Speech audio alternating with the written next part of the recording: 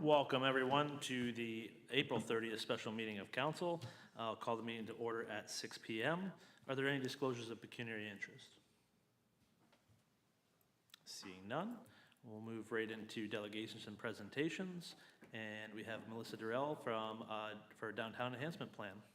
Welcome.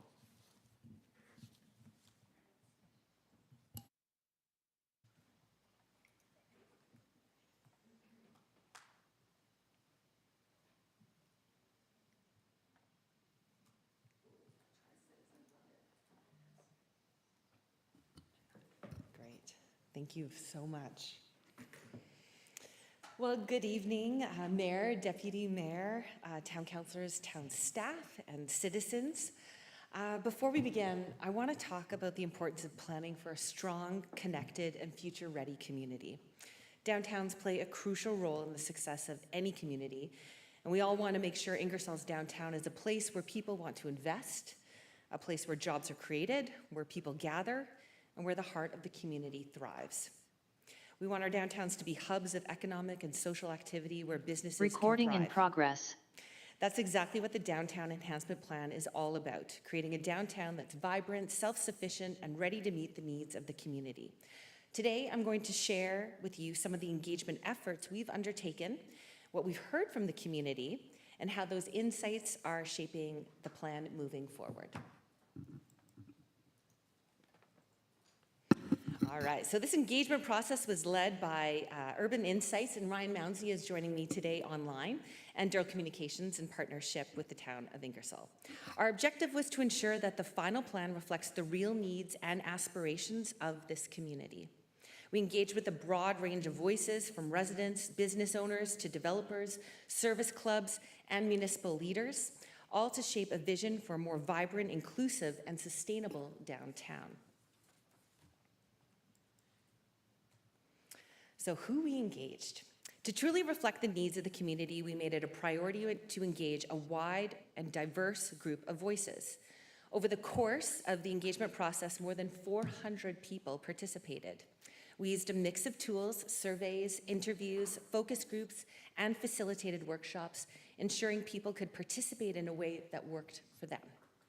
About half of respondents engaged online, and the other half in person, which gave us both reach and depth.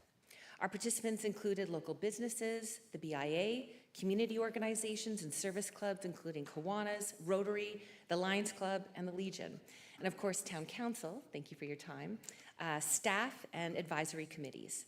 By connecting with people from all corners of this community, we were able to gain a comprehensive and balanced understanding, not only of the challenges your downtown is facing, but also of the many opportunities that we can build on together. So here's what we heard that's working well. Walkability. People love that the downtown is compact, easy to explore on foot, and boy is it today, now that the weather's out, so more people on the streets. Community events are a highlight. Things like Pizza Fest really bring energy and life into the core. There's a strong sense of pride in the small town charm, the tight-knit businesses, and the heritage buildings. Parks and trails are easily accessible with great potential to create stronger links to downtown. There's also an opportunity to better activate the riverfront, integrating it more fully with the downtown experience. And this can help strengthen the connection between Ingersoll's commercial core and the natural space that surrounds it. So some of the challenges, there were some significant barriers to growth. So vacant storefronts were the single most frequently mentioned issue. So not only do they affect curb appeal and walkability, but they also send a message that downtown is underused. This was a strong theme that the Downtown Enhancement Plan now includes a goal to reduce vacancies by 50%, a major priority moving forward. The variety of retail and dining is limited. People often leave town to shop or eat out, is what they told us. Business hours can be inconsistent, especially during evenings and events. Parking, signage, accessibility also came up repeatedly as areas need improvement. And finally, red tape for development at the county level can be discouraging for investment. We also spoke directly with business owners and developers to understand their needs and concerns. Downtown businesses highlighted that current BIA budgets cause some constraints and limit their ability to support events and promotions. They're looking for greater visibility, more flexibility in policies, and a stronger support for events that drive foot traffic. Developers, on the other hand, emphasize the need for streamlined approvals from Oxford County, more permissive zoning, and financial incentives. There's also interest from developers in creating upper story housing above the retail spaces. Residents and stakeholders see huge potential to bring downtown to life. There's strong support for more year-round events, subject to resourcing, expanded patios and pedestrian-friendly areas, revitalizing Heritage Square as a central gathering place, and adding some amenities like a playground space in Dewan Park to bring more foot traffic into downtown. And creative ideas like heritage storytelling with QR codes, plaques, and signage. Accessibility and inclusion emerged as key priorities during the engagement process, especially through our conversations with the Accessibility Advisory Committee and the Diversity and Inclusion Committee.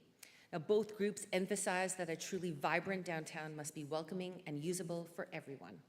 So we heard several important suggestions, including more ramps, better doors, inclusive restrooms, comfortable seating, public seating in shaded areas, diverse programming and cultural events, using some tools like Access Now to map accessible spots for visitors. There's also interest in providing resources and training for businesses to better serve all their customers. Now, in terms of vision, 3 brand themes really stood out: small town community, which also was called Hallmark Movie Community.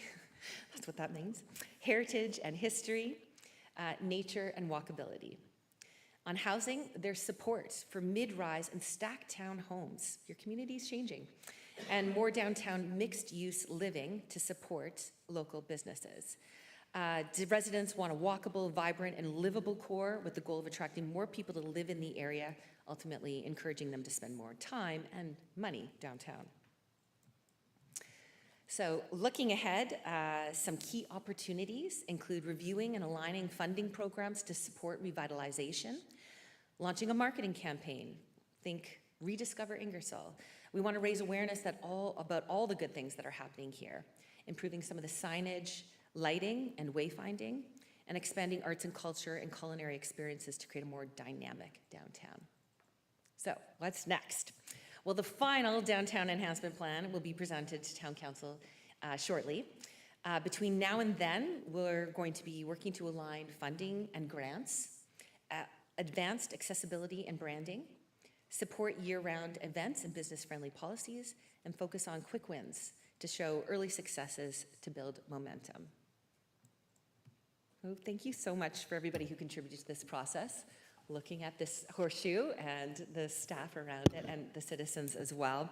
Your input is shaping downtown, and that's not only more beautiful, to make it more beautiful, but more accessible, inclusive, and aligned with what Ingersoll can be.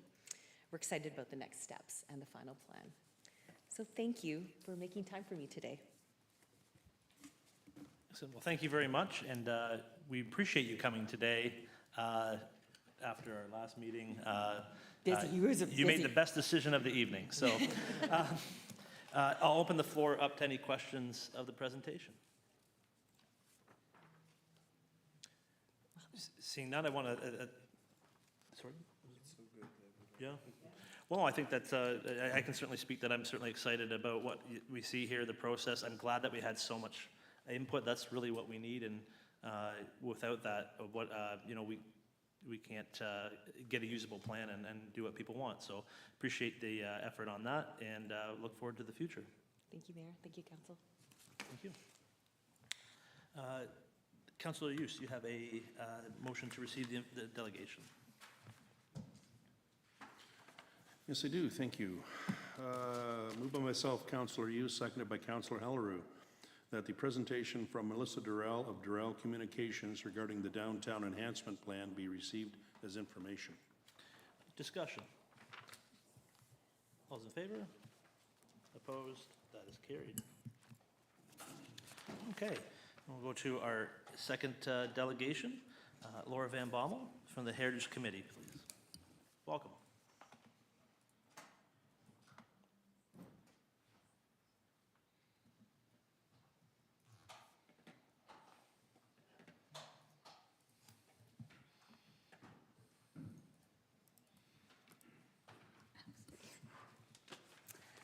Good evening, everybody.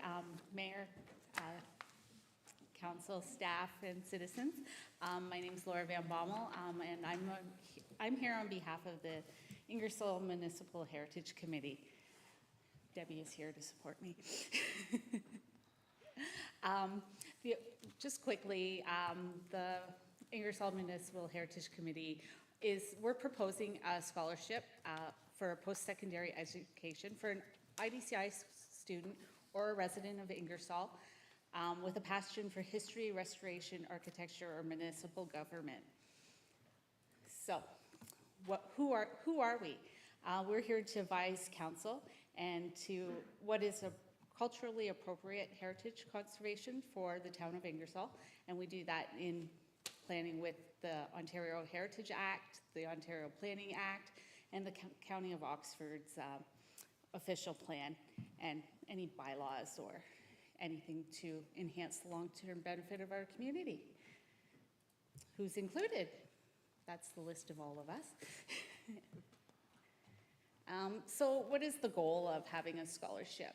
We wanted to sponsor somebody in secondary school going on to further education, whether it be university, college, and we wanted to have a broad range of areas that they would be going into. We didn't want to focus on just history and restoration and heritage. We also wanted anybody interested in restoring architecture or municipal government to be included.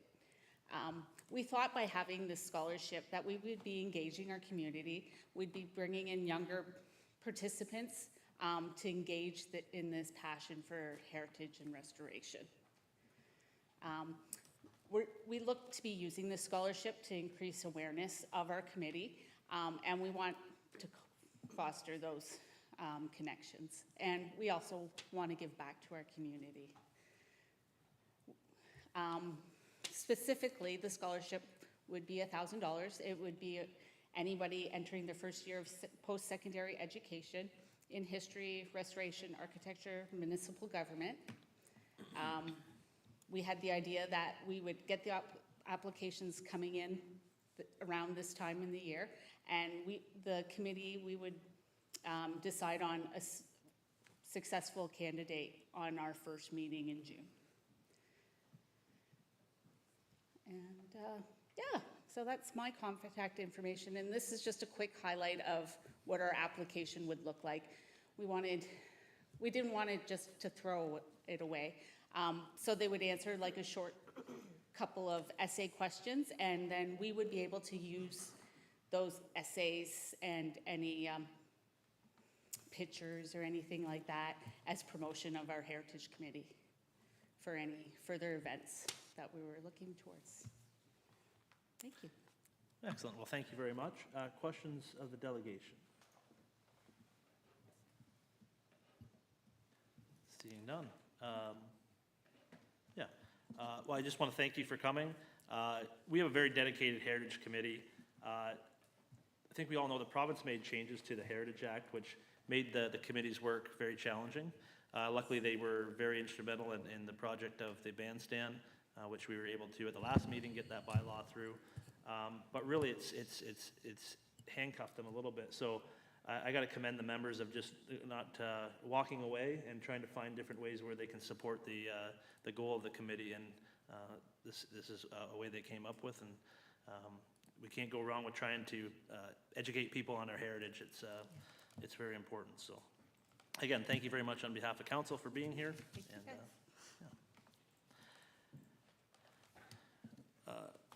Councillor Haliru, if I read this motion, I'll ask you if you're still willing to move it, if that's okay. That the presentation from Laura Van Bommel of the Heritage Committee regarding the Heritage Committee scholarship request be received as information, and that Council for the Corporation of the Town of Ingersoll approve the Heritage Committee scholarship funded from the Heritage Committee's budget. Yes. Okay, and Councillor Van, who is on the second? Thank you. Further discussion? All those in favor? Opposed? That is carried. Thank you very much. Okay, that takes us down to special staff reports. So I will turn this over to Mr. Graves, and we'll go right into C-011-25. Yes, and I'm going to turn this directly over to the clerk to just give an update as they've worked closely with the DEI committee. Thank you. So this report seeks council's direction regarding the Diversity, Equity, and Inclusion Committee's proposed curated list of culturally and religiously significant days. Following council's prior motion to promote inclusivity and community engagement through the recognition of diverse observances, the DEI committee developed a comprehensive and adaptable list based on federal and provincial sources. So you'll see the list attached to the report. We've tried to identify where most of those days came from. The primary intent is to acknowledge these days via the town's social media, promoting education, inclusion, and a sense of belonging. The initiative includes a plan to highlight observances monthly, because that is quite an exhaustive list in front of you, with additional emphasis on nationally recognized commemorative days. Well, this marks a shift from the town's historically secular social media practices. It does reflect a commitment to greater community representation should council choose to pursue that path. And I'm happy to answer any questions. Sorry, thank you very much. Questions to the report? Everybody talked last meeting. Okay, seeing none, Councillor Van Kootenbosens. Thank you. Moved by myself, seconded by Deputy Mayor Wilson, that the Council of the Corporation of the Town of Ingersoll receive staff report C-011-25 as information, and that Council approve the attached list of days of significance, granting the communications officer discretion in scheduling and promoting these observances through the town's communication channels. Thank you very much. Discussion. Councillor Van Kootenbosens and Deputy Mayor Wilson. I just would like to say thank you to the clerk for pulling this report together. And I wanted to just make sure, and maybe that's why Deputy Mayor Wilson is going to speak, but I wanted to make sure that the DEI committee had a chance to go through this as well. It talked about it in the report, but the DEI committee, I appreciate them looking through it, and I'm assuming that they are in agreement with everything within the report as well.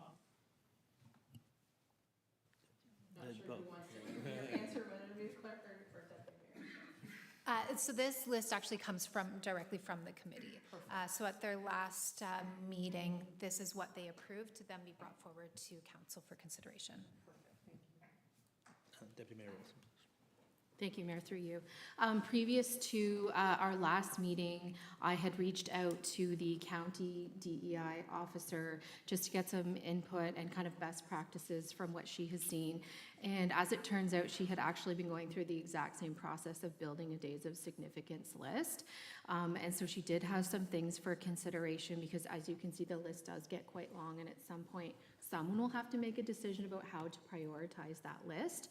So her feedback was to give preference to dates that are observed by underrepresented groups reflected in our census data, because you can actually identify the faith and cultural groups that are in your community from the census data. So that's what she has been using to prioritize. I think she picked the top 5. But in order to observe everything in the list, the full list is published internally on the website or something like that. So the full list lives somewhere, but in terms of prioritizing what lives on social media or what gets, I guess, priority, that's what she had selected. And in addition to that, observances of underrepresented groups. So those were kind of the things that she was working with. So I have an amendment prepared to kind of help support staff if they have to kind of make some decisions. They have a bit of best practices in order to be able to make that, but I'll wait for further discussion before I put that on. Councillor Haliru, please. Thank you, through you. I agree that the list is quite lengthy, and that's kind of why in the committee we had suggested, or we actually came to an agreement that we don't expect every holiday to be singly celebrated. Like there were some months that we imagine the social media will actually have a whole list of that month, because I think in the last meeting we discussed the monthly listed out, and then some of them that are significant would now have their own post. And it was going to be up to Siobhan to be able to kind of help out with that. So I think the recommendation coming from the diversity committee to council is to give her also that leeway to be able to do that. But I don't think singling out any holidays in our minds as a town, we've come to the realization that our town is growing every day. People are coming in every day. You don't really know who's who. So I would just think having council approve this gives that open window to whoever comes in and feels really welcome because, oh, that's my holiday and it's on that list. Whether it's on its own or on a list, I think it's still really hard that some people still feel like they have to make a case for why their holiday is important. Let's just make it an open case. And then for those that are in our community that are highlighted because they're more common, yes, we can, like we already suggested, Siobhan will have more her input in how she presents them. But I think this comprehensive list, we all agreed, we all approved on the diversity committee, that it's comprehensive enough to cover as many people as possible. Yeah, my comments are actually very similar to that. I think the committee worked hard on this. It's very hard to get something that's perfect because there is so many.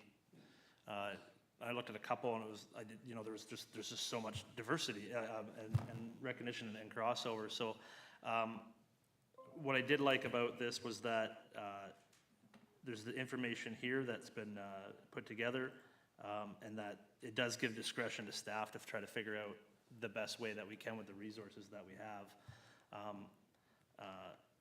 Yeah, so it's one of those things that's gonna, I would imagine, evolving over time, trial and error to make sure that works best. But I don't see any issue with the dates that were selected. I know the committee went back and forth a lot of trying to find that perfect method and making sure that was there. But that's a hard one. Yeah, unfortunately, there's a chance that we're always going to miss something, but hopefully that will be brought, if it is, it'll be brought forward and we can try to incorporate that. Yeah, there's so much, now some of these are certainly recognizing some horrible situations that happen, but there's some good ones in there as well. And so it's always good to have positives and remember why we need to remember the bad things and celebrate the good things. So, yeah, I'll leave it there. Is there any further discussion on what we have right now? There is not. Sure. Now's your chance. If you want an amendment.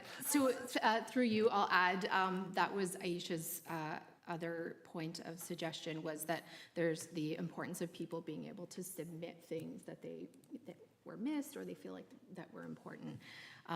So I'll put the amendment forward I prepared, and if it's not of council's choosing, then we'll stick with the base that was presented. So, and that faith date selection may be based on the following principles.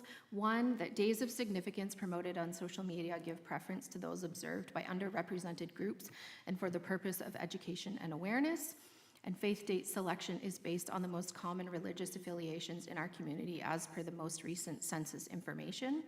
And that there is a process by which residents and employees can make recommendations to communication staff with information about additional days of significance or local events of significance to underrepresented groups, and that the full list be published on the Town of Ingersoll website for the purpose of public education and awareness. Is there a seconder for the amendment? Councillor Van Kooten-Bosens. Thank you. Discussion? Councillor Van Kooten-Bosens. I want to second it because I want to put this I wanted to hear your full motion, Deputy Mayor. I want to ask staff, are we tying your hands too much? Because I like the fact that we're giving them some suggestions on what they can do, but I don't want to see us as tying hands based on a census that I don't know how long ago the census was done. And that would be I'm hearing Councillor Haliru and what she said, that, we have newcomers coming all the time. And I'm just worried that our census might not be as up to date in that respect. However, if we're not tying staff's hands and they can use the tool to help them be able to decide which way to go, I think it's good suggestions in that respect. So if I could ask that question of staff. No. No, I think we appreciate, it's difficult to, there is some, what the committee's recommended is trying to scale things some. I think this is proposing to sort of scale things more. You know, I think we're just going to have to try it and see. I don't think that ties our hands too much. I think we can work within that framework, and Curtis may want to follow up on that as well.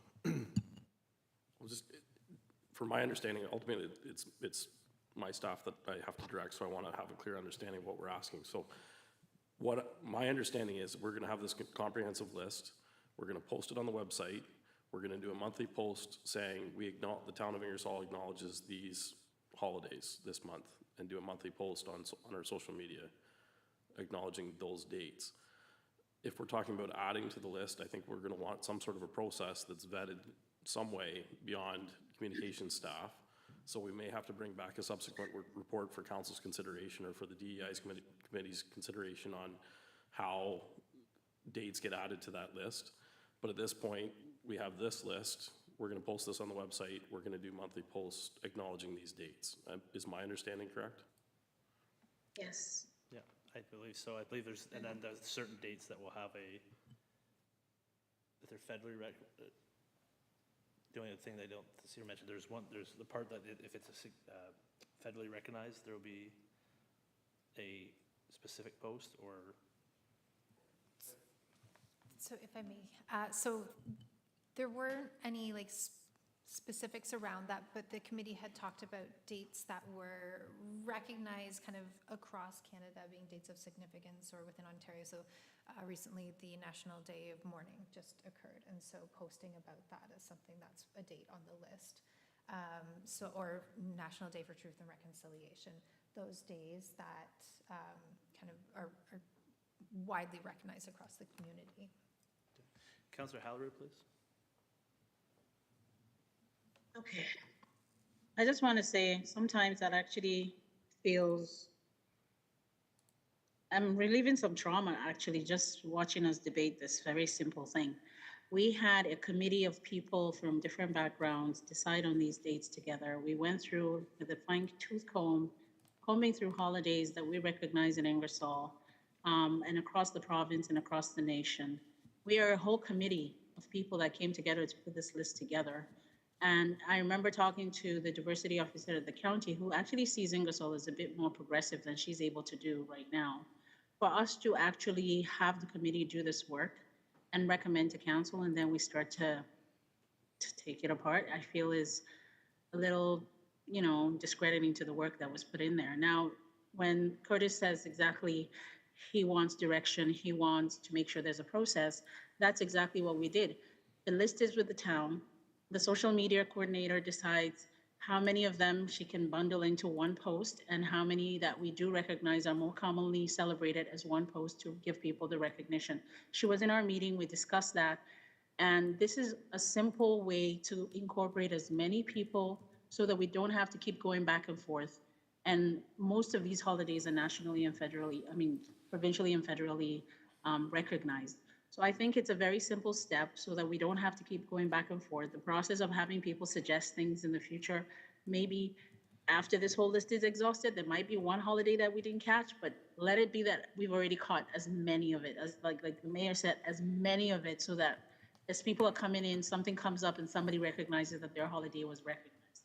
Ingersoll is at a crossroads. We're really about to bloom and grow and be recognized for so many things. I feel like this is a very simple step in that process that makes a lot of people feel so valued that I really don't get the pushback here. Deputy Mayor Wilson, please. Thank you, Mayor, through you. To be clear, I support the list and the work of the committee that I sit on. And I am not looking to diminish or pick apart any of that work in any way. The intent of my amendment is to support the communications officer when she will have to use her discretion. Because there will be a time when a resident says, why is this one and not that one? And so to eliminate her having to come up with an answer, we've provided some direction from council for it. That may never happen, and hopefully it doesn't. But if it does, we can simply say, you know, the discretion was to be able to support the communities that the people who live in our community are reflected through the census. It is not perfect, and the DEI officer at the county was the first to say that, and I would support that. The census, I think, is 2021, so it will not be the most accurate.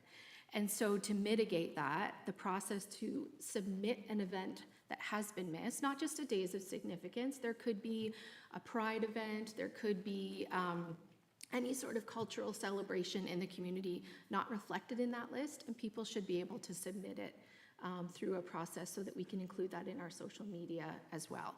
So my intent is not to eliminate anything from the list, is to support the staff and to have a more reasonable answer if it comes up when someone says, why was this on the list and why was that not, or something to that degree. Again, it may never happen, but at least we have supported staff in making that discretion should that come up in the future. At this time, I won't support the amendment, just because I think that, I think I want to go ahead with this process that has been recommended and see how it works. I think that if we have missed something, there will be that process where we'll be let know and it can go back, and all of our policies can be updated. I think that the problem is I have with the census data is it's maybe not accurate, and then do we just want to recognize people who live in Ingersoll now, or do we want to just be inclusive and maybe people who want to move to Ingersoll, they can see themselves here? I think it's never going to be perfect, but we do have a list. I think that staff will be able to work something out there where they can Recording stopped. do stuff, make this happen. And then I think we're always open. I'm always open to having staff come back or the committee come back and say, how do we tweak this? I just think at this time, I think this is a good step forward to start the process and then see how that pans out. But that's why I will not be supporting it. Further discussion on the amendment? All those in favor of the amendment? Opposed on the amendment? That is defeated. To the original motion, that was moved by Councillor Van Kooten-Boston, seconded by Deputy Mayor Wilson. And that's that the Council Corporation Town of Ingersoll received the staff report as information, and that they approve the attached days of list of significance, granting the communications officer discretion in scheduling and promoting these observances through the town's communications channels. Further discussion on the motion? Seeing none. All those in favor? Opposed? That is carried. Thank you. Now we go down to C-012-25, Procedure Bylaw Review Update. Would you like to take that? Mr. Graves. Yeah, I'll start. We have a very comprehensive report here written by the Clerk's Department, so I'm going to shortly take it and pass it over. But I just want to say a couple high-level things. We've been meaning to update our procedure bylaw for some time, and some of the discussion in here is to get some parameters on some of the initial things that we need to decide or would like to decide. We recognize that we may not decide all these things tonight, but just some direction on some of them would be appreciative. Of course, once we begin revamping the procedure bylaw, the Premier of Ontario throws a wrench in the works and decides to change all the rules that we govern municipal government with, so that's going to have to cause some other changes to the procedure bylaw process, and as such will be, that may end up delaying our final procedure bylaw update. But in the meantime, we can move forward with some of these items and try to get some answers to move forward. So with that very broad explanation, I'll turn it over to the clerk to to give a more detailed. Thank you, Michael. So let's get into it. The report provides council with an update on the ongoing review of the town's procedure bylaw. So that's bylaw 18-4979, aiming to modernize and improve meeting efficiency, transparency, accessibility, and public engagement. And so those are kind of the buckets that we were soliciting feedback from members of council, staff, the public, in terms of what they would like to see moving forward and how we can improve this document. Following consultations with all of those groups, several proposed updates have emerged, including housekeeping improvements, so clearer formatting, removal of duplication, plain gender-neutral language, efficiency and structures, so revising the order of business and formalizing the use of the consent agenda, transparency and clarity, so new policies for correspondence and closed meetings, revised definitions and clearer delegation procedures. And accessibility, so reorganizing the document and developing practical guides for users. We really want this to be a much more user-friendly and accessible document for everybody who gets their hands on it. So before we can bring forward a draft to council, we really need consensus on a couple bigger items in order to include them in that document.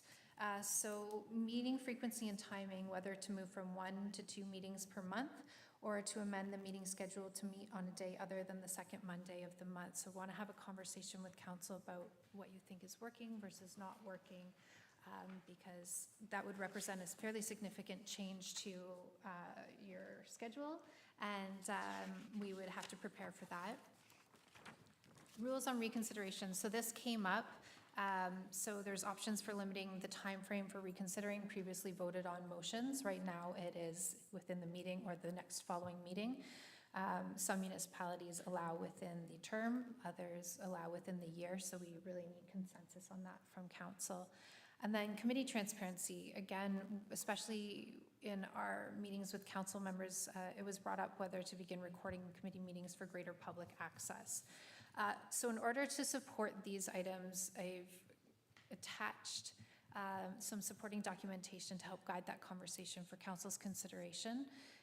We've also, some public feedback highlights are for a desire for increased notice, more accessible meeting times, and enhanced options for public participation. And so we're trying to incorporate that within the draft that we bring forward to council. This is obviously a high-level overview on a very exhaustive document, but I'm happy to start the conversation and answer council's questions. Okay, so we have a lot to discuss, and the deputy mayor was lucky enough to receive this, so we need to provide some clarity. So, well, maybe not some clarity, but some direction there to be able to have a motion come forward. So, I think that probably the easiest way is to start at the top and look at these questions and go through. We'll have some informal discussion, and maybe we'll look for a consensus there, and then we can move on. Now, to be said, if we need more time, this is more of a discussion tonight. If we can come to consensus, great. If we can't, we need to do some more thinking, then that's an option as well. But we can narrow it down for the clerk's department so they can work away at bringing that forward. Mr. Graves? Yeah, and that'd be my advice to council, is that if you get a bit hung up on one of them, just defer it, and you can give yourself some more time to think about it. So we recognize that it's important to hear each other and to, as we move through this process, but you might want to think about some of that too, so. Okay. So with that, the first question is, do you wish to amend the regular meeting time? It's currently at 6 o'clock, and I guess we'll go, would anybody like to speak to that, or would, Councillor Haliru, please. With all due respect to everyone who works and even runs a business, I think the 6 o'clock timing has worked quite well. You can work around it, and gratitude to our virtual meetings as well. I think no matter what, I just knew I was going to be late today for the drive. That's why I decided to do this. But I think the 6 o'clock is a very workable time, and I'm not sure if earlier would work better for anyone. So I think I like the 6 o'clock. Not sure what anybody else thinks. Okay. I would ask, does anybody else have a different viewpoint on that? No, so I think I've heard consensus on that, that it would be, remain at the 6 PM time, so we're on a roll. Okay, question number 2, should council meet more frequently? And, yeah, so I will certainly open the floor to discussion on that matter. Councillor Van Kootenbosels. So after our last meeting, I was very much of, I think we need to go to 2 meetings a month because it was a very long meeting, and I know that in 18 years, that is the longest meeting that I have ever had at this council table. And I don't know about the rest of you, but your mind starts to turn off, and I think that 3 to 4 hours is more than enough after we've all worked a long day. All of us at this table work during the day. And if we were all retired, then that might be a different story. So I'm still thinking that we need to probably go to 2 meetings a month. I know that that's maybe not favorable for everyone sitting at this table. And I understand that because that's not what you signed up for as well. But I have to say that if we are going to get busy and have that many delegations come before us, which means that our community is wanting to hear, they want us to hear them, which we don't want them to not feel like we're not listening. That's why we all sit at this table. Then I think that we need to have a separate night for those delegations so that we can do our other business as well, or split up the delegations so that there's some on one night and then some on another night. Because having them all on the same night obviously doesn't work. Yeah, 7.5 hours was almost 8 hours is a long meeting, and it was a very long night. Again, first time for me in that respect. I've had a couple of other late nights, but nothing as long as that. So that's my thoughts, and thought I would start it off. Okay. Councillor Haliru, did you have your hand up? No, okay. Councillor Bommel, please. Thank you, Mr. Mayor. I'm going to put my 2 cents worth in. I'm going to sort of contradict Christy a little bit on that. I remember in the past, I think you probably do too, especially during our previous term where we were going until 10 o'clock, 11 o'clock. We were having to make motions to try and extend the time period. This term, I think this is the first one that we've actually had that's went really late. Like most of the time we're done by 9, 10 o'clock. For me, to schedule another night, I'm involved with so much stuff and being a self-employed person, I have to work a lot of nights. I'm going to have a bit of a problem trying to schedule a second meeting on a regular basis every month. My opinion is if we have a lot of delegations, maybe we have a special council meeting to deal with just delegations. Or, as you had mentioned, split them up. Let's maybe have a second meeting for delegations, split them into 2. But use that as an emergent meeting so that we can maybe work around that and not have to try and schedule 2 nights a month, every month. Just my 2 cents. Councillor Haliru? Thank you so much, through you, Mayor. I truly do concur with that because I believe that it's been very creative for when we need an extra day to come up with an extra special meeting. It gives the mayor discretion to find out what works for all of us if we have to have another meeting. And again, for committee work, we're all working on different committees. And I think it's helpful that people can schedule those things in and set them in stone. And then there's that other option for, say, a meeting like today where we have to have a special, meeting to complete an agenda or to come together for something else. Like Christy says, it's been that 1 or 2 times I think we've had late nights. It's not a regular for us, so I don't know if a second meeting really makes sense right now. Perhaps it's just because the summer is coming and things are happening, but I think on an average, I don't know if there was ever really a need for another day like today, but that's just my take. Thank you. Further discussion. Councillor Hughes, please.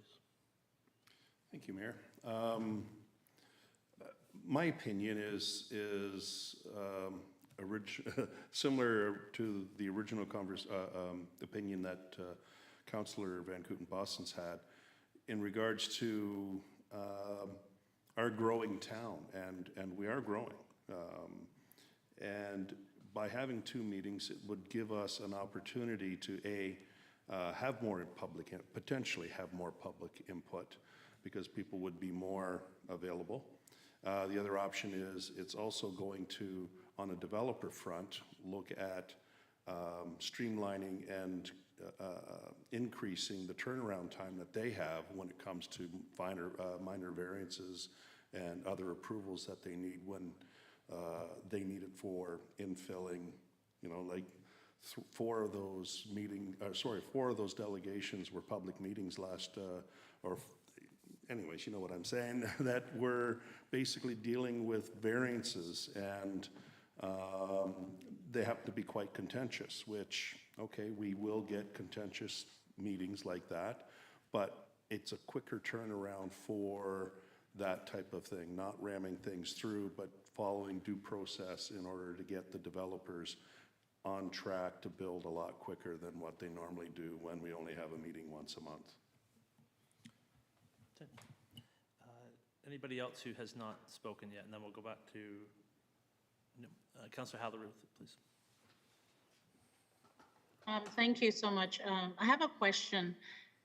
If we decided on another meeting, is it something that we could also structure as, say, say a regular meeting for town affairs, and then maybe another meeting for more planning stuff, like, like Rick alluded to? If that's something that we can structure, and then the town is aware that on specific meetings, it's more about town issues and bylaws and stuff, and then the others are more for planning. And as we grow, we know that may be increased. Then we set those in stone as well. I'm very open to either or, but I'm just saying, based on the average of times that we've had to extend, or that we really had a long meeting, I think, except the numbers, show that we do need an extra meeting. I'm not sure if that's really, but I'm good either way. I just want to make sure that I appreciate that line of thinking. Yeah. Mr. Graves. Thank you. There's a bunch of options here for council, and it's something to think about too when you're talking about timing. I'm assuming we're sort of talking about evening meetings. A lot of municipalities, when they have a second meeting, is during the day. That's probably going to be even more complicated for a council. But I do hear the issue about the special meetings. If you're going to have a planning meeting, you really need it to be on a set meeting date, because for us to be able to schedule the notices and to be able to send those out, they need to be on a set date. So you would probably ensure that you have a council meeting that you're for sure going to have every time. But one other option for council is they could set a special meeting date of a council meeting on a consistent basis for the second part of the month, and base that meeting on the number of whether or not they have enough items for the agenda or not for the next sort of foreseeable future, sort of maybe the year or the rest of the term of council or something like that, to see that on a trial basis, to see how that works. That would not be a planning meeting, because you would need that meeting to be, the planning meeting needs to be a very consistent time frame. So you could do planning meetings on separate dates, but I would suggest you have your sort of, if you're going to do a special meeting, make sure that it's established and that it's not your planning meeting. And then by doing that, you could try that out, and it would be called, dependent on the agenda items that are there for council to consider.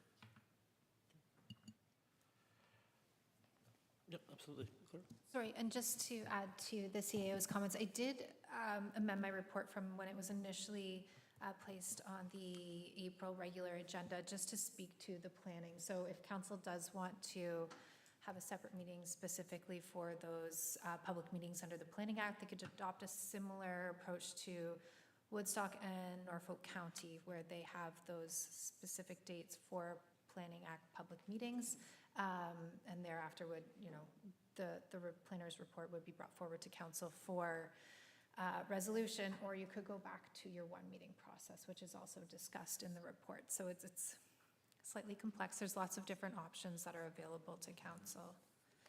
Under that scenario, though, if you had a second meeting specific for public meetings under the Planning Act. If you don't have any, that meeting would then be canceled. So I'm in favor of going to 2 meetings for a number of reasons. I've been advocate for this for multiple terms.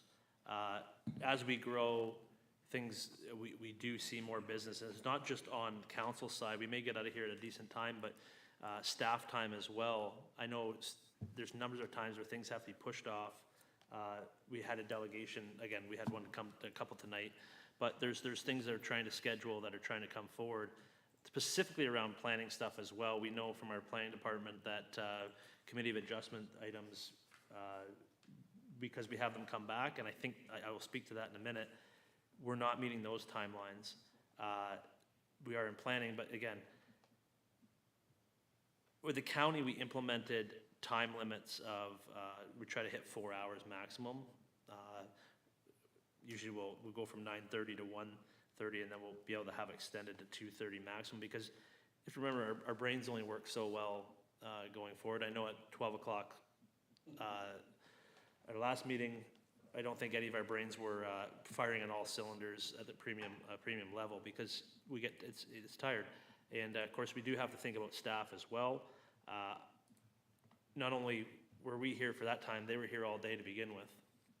I think there's an opportunity there. If we do have 2 meetings, there's smaller agendas. It allows things to be spread out. Now, the reason why I don't want to change back to the old planning system is because I fought for that to begin with, because I have a problem with someone coming for a planning application to speak to it, and all of a sudden they've spoken, and then we vote on the thing that night, and how do we say to them that we fully took that into consideration? How do the planners fully say that they took that into consideration? I've heard from people over the years on planning application, they feel they're heard this way because their comments are incorporated in the report. And I think that's something that's, now, can we tighten that up? I think there's an opportunity for that. I'll also go back to, throughout the county, we're the only ones that have 1 meeting a month. In all the comparators that were looked at for the compensation review, we were the only one that had 1 meeting. And so I think that it shows the vast majority, it works better, like that's what now, obviously, I do hear the comments and I respect them that that's not what people signed up for this term, because this is what it was. I think there's an opportunity for a hybrid system there. My only problem was till we get to at least the next term to solidify that option. But the problem is that we can schedule special meetings, but we're all busy people, and it's hurting cats, and it creates a lot more work for staff as well, just trying to figure that out. It's much easier to cancel a meeting you don't need than try to schedule one you do need, especially with notice provisions and everything else. They used to shut down the town for like the summer months, and everybody went up north. And then there used to be months where we didn't meet, or there was only, and as we grow, these things change, right? So the problem is the business of the community keeps going now. The slow periods aren't there. And so I think long-term, we do need to have some sort of thought into this and go, okay, I think it's that time, everybody has their own opinion on that. I think it's the time now to say, how do we incorporate that and deal with it? I know there is some issues on staff, because we did the budget this year. And so if anything, I wouldn't want to go change major things until the next budget kicks in, because we have staff allowances, and that wasn't considered as far as the allotments for staff time and all that stuff. And I know there is some concerns about in lieu time and all that stuff. It's a screwy thing. So I think that there's time. I think council needs to decide when that time is and how it looks. There is options there. But if we're going to get the best service to, we had a bunch of delegations here and people here for planning meetings that had to sit here a long time. And there was no way to solve that besides getting through every single one of them. I don't know if that's fair to the public, and if we're going to have the best public participation if that happens. So certainly open to more discussion, but yeah, those planning ones create issues. those public participation ones are really important to have people, if we're gonna ask them to show up, to get them out of here at a reasonable time, and staff to get home at night as well. So they can come back tomorrow and do their work. Further discussion? Deputy Mayor Wilson. Thank you, Mayor, through you. I'm certainly supportive of how we move to 2 meetings. There's not really much question in my mind that we need to move to 2 meetings. For me, it's the timing of when we do that. The new year makes sense to me in the budget, but there was also in the report consideration of implementing it with the new term of council. And I can see the fairness in that with our peers having considered Councillor Bowman's comments, for example. I wouldn't want to put my peers in a position where it affects their attendance through no fault of their own. So that I'm struggling with that. I don't necessarily have an answer on that yet, but I'm putting it out that it could be considered in the new term of council and use, pilot some standing meetings in the meantime, because once we get to 2026, there's not much time left before we move to a new term of council anyways.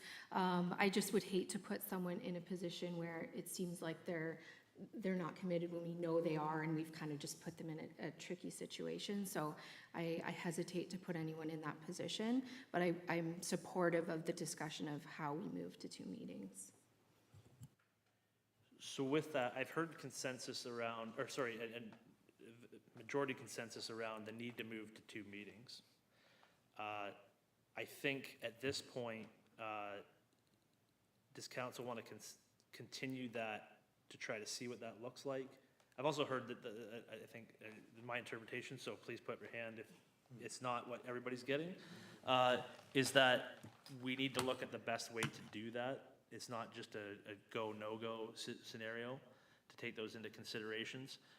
I think we have some time on that, because I personally don't want to move before, budget is a big one, at least 2026, but I would stress that we do have some time, but I would, in the meantime, if we want to have further discussion, expect the possibility of more special meetings to be able to deal with some of those scenarios that we're hearing with, but I'll leave it open for more discussion. Councillor Haliru, please. Yeah, just listening to everyone, I think for me, if we are saying that we do have enough reason to go for 2 meetings, then I would rather have 2 set dates a month that we can actually work and plan around. Have all our committee meetings set in stone, all the council meetings set in stone, so that way we're actually able to make that commitment without any, confusion. So, I mean, it took me just listening to everyone to realize, okay, behind the scenes, the mayor knows how many times we're expected maybe to have a meeting and we're not able to schedule them in. So if we have that kind of activity behind the scenes, then I think it's not a hard decision to say, let's go. But then, like the deputy mayor says, it's just a question of how and when we start having those meetings. But I think it's easy for me to see how it's easier to actually have those set in stone dates for those 2 meetings than to have one and start to think of when we'll plan a special meeting. So I think I will be good with that.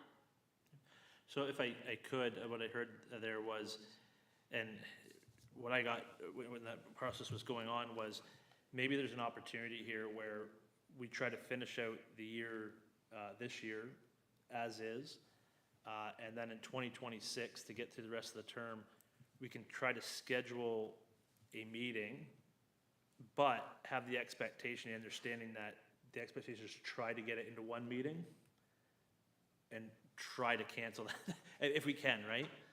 But I think it's just, if we do need that separate thing where staff are like, okay, this is too much, we're not getting the work done that the municipality needs to do, we have some sort of pre-thought out date there that we can work with.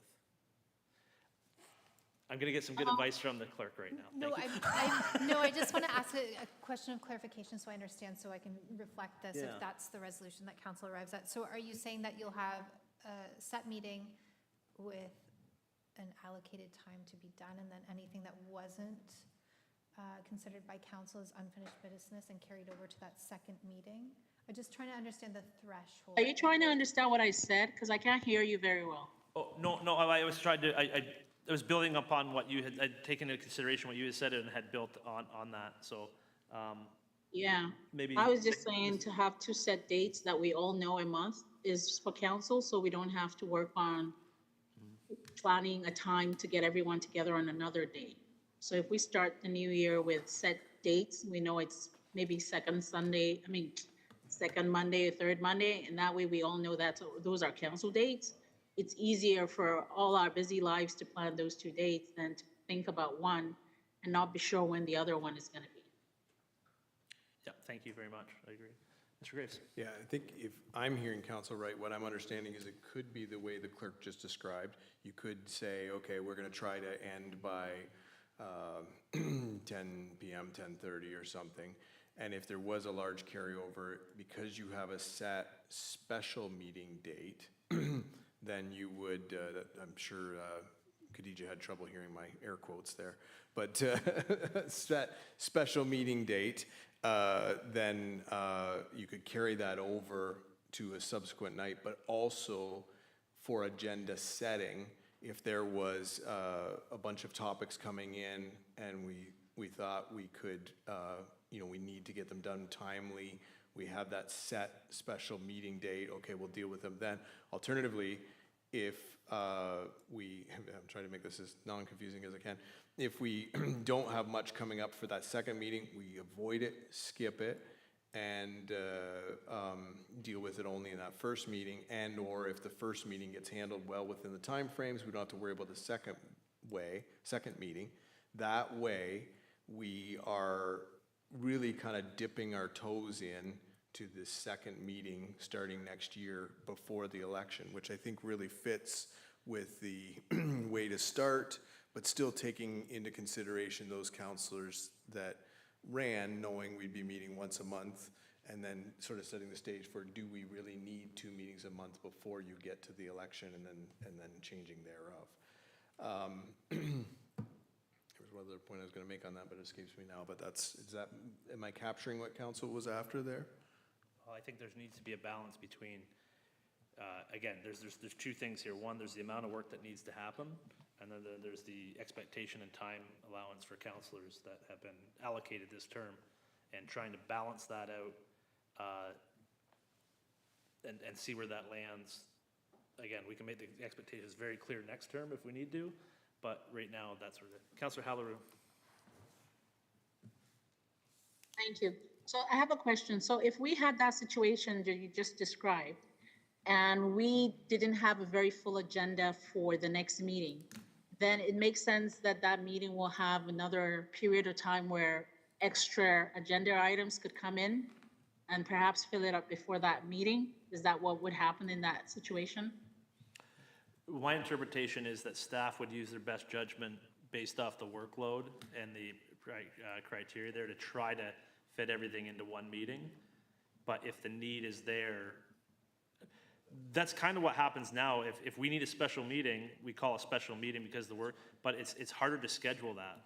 And then we get into situations where bottlenecks happen, like this previous meeting, where things can't be shifted anymore, and then we get that big the thing that doesn't work. And so I think it gives us tools to be able to address those issues, but also recognize the situation we're in with council and their commitments, right? So, yeah. Mr. Reeves? Yeah, I did remember the other item that I wanted to mention is, if you did have a set meeting time on your main council meeting, but it looked like you were just gonna go slightly over, you might say, well, let's not just cast that in stone. Just like you've done with set meeting times already, you could pass a motion to say, we've only got 10 more minutes worth of agenda here, let's go 10 minutes longer, finish this off, then we don't have to worry about that subsequent meeting, special meeting. So that's one way you could deal with that procedurally for the first year that you try this. Councilor Hughes, please. Thank you. Through you, Mayor. So I think that's a very good compromise to start. It's a good way to move this forward, to get us, for this remaining term of council, used to a second meeting, or the potential of, because it's easier, as the mayor said earlier, it's easier to cancel a meeting than it is to schedule a special meeting. So if we've got that already, dated, then we show up unless we receive an email that says canceled. So I think, well, if there's an agenda posted, you will know. So I would say that I'm trying to get some direction for the clerk's department as they go through this. My personal thing is I think we have enough tools in the current, I don't know if we need to add anything specifically about that meeting, because we can always call a special meeting, and I guess I could call, if we figure out the date, just put down formally, these meeting dates are maybe get the clerk's interpretation. I just didn't want to go through the whole procedure thing and then maybe change it. Yeah, so actually, the deputy clerk texted me, a very great point, is that we probably should steer clear of using the term special meeting because it serves a specific purpose within the procedure bylaw. So we'll have to title it differently. But yeah, we probably shouldn't use special meeting. So I think we've had. Danielle, I can't hear you, Danielle. Apologies, Councillor Haliru. I had just said that we should be careful about calling this second meeting a special council meeting because those council meetings serve a specific purpose within the procedure bylaw. So I think we've had some good discussion on this one. I think there's some things that have to come back, like there's been some thoughts here, and I think it would be fair for those that, if staff feel comfortable with what they heard, to be able to think of that stuff. Oh, absolutely, yes, please. So if we're talking about adding a second meeting to be used only if necessary, I would love to get council's input on planning matters. So we'll have to communicate with the planners in the county. So if we have a public meeting, will that second special meeting, or not special meeting, the second meeting be automatically scheduled for a resolution on that planning application? Mr. Grace? Yeah, I don't think you'd be able to schedule that because you would, you'd have to have that first meeting be set for your public meeting.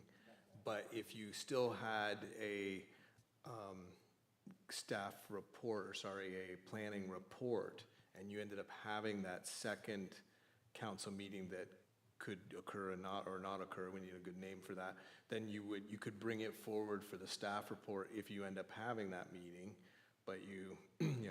Sorry, I was just with the understanding that that would automatically occur because you have that placeholder there. So I want to be clear because it may get confusing for planning and to work with those applicants as to when that report will receive consideration by council.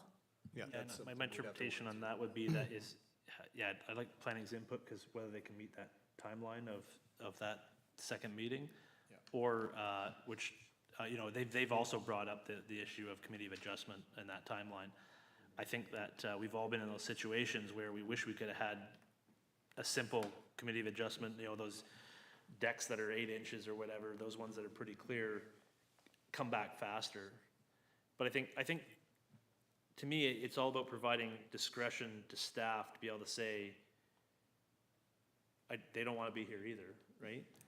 There's a lot better things to do on a nice sunny Wednesday evening than be here. Everybody has a family. So I would hope that staff and through the CAO would use discretion on saying, we feel it's justified, even if it is just one item to get in and out, to be able to say, this needs council's attention before the next regular meeting, if I put it that way.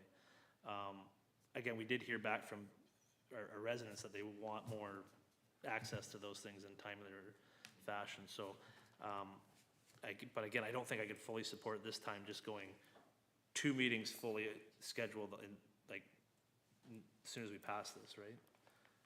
Further discussion on that for interpretation.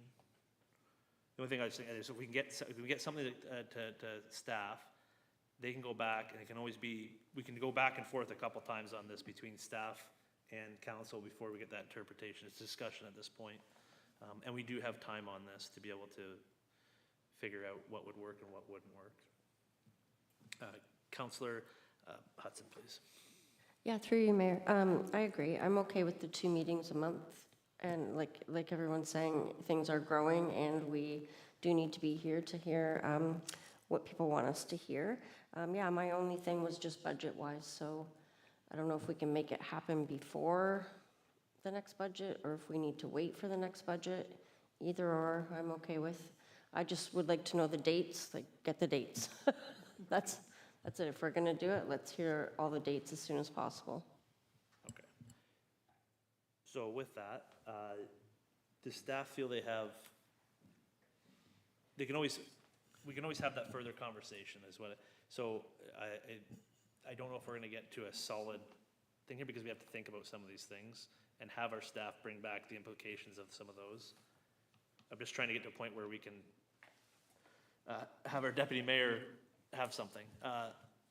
Councillor Van Kooten-Bosens? So this isn't to do with 2 nights, but I know when I filled out my survey, I was asking us to look at another night Monday, other than Monday. Monday is when holidays fall.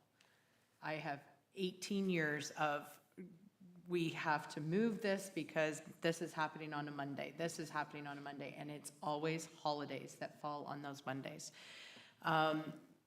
It was suggested in the report that we could look at shifting our regular meeting dates to Tuesday or Wednesday. There's only one other council that meets on Monday nights, and that's Tillsonburg. So I would like us to have a discussion about that. Again, I'm not saying it has to be this, at this point in time, but I think that we need to have a bit of a discussion about it. If we're gonna look at planning a second meeting, I would hope it wouldn't be a Monday, because again, it's always holidays that fall on Monday. Nobody wants to meet on Friday because it's the beginning of a weekend, and I get that, but that leaves us Tuesday, Wednesday, and Thursday. I think that Tuesdays or Wednesdays, again, might be an option. And I'm throwing that out because I just didn't know if we were coming to the end of discussing about all of the 2 nights. I think we've explored the 2 nights, but I think if we're gonna explore a second night, it shouldn't be on a Monday, because we're gonna hit the time for a holiday, so. Okay. So I think that can be part of the discussion when we see what comes back. I don't want to get too much on that, because it's just, I think we need to have that bigger discussion and see when that comes back. And we'll have to do that discussion to see when that would work. And no, I appreciate that very much, because that is, I don't know if well, we can always have a discussion, but it's just, and because it is part of that in there. Yeah, I don't know if anybody wants to fully discuss that at this time, but I think if we can just, I think there's consensus that we do need to move to 2 meetings somehow, that we probably can do this as a gradual shift. We can't call them special meetings.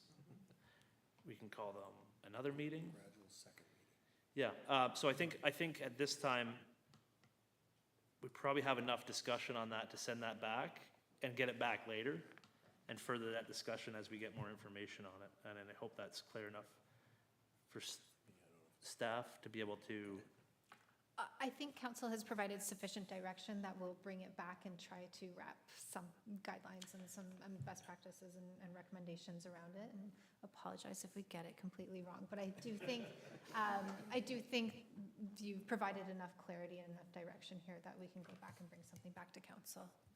And I appreciate that it being brought forward this way for discussion, so we can have that kind of get everybody's viewpoints and try to incorporate that into something that will meet the goals eventually, so best as we can.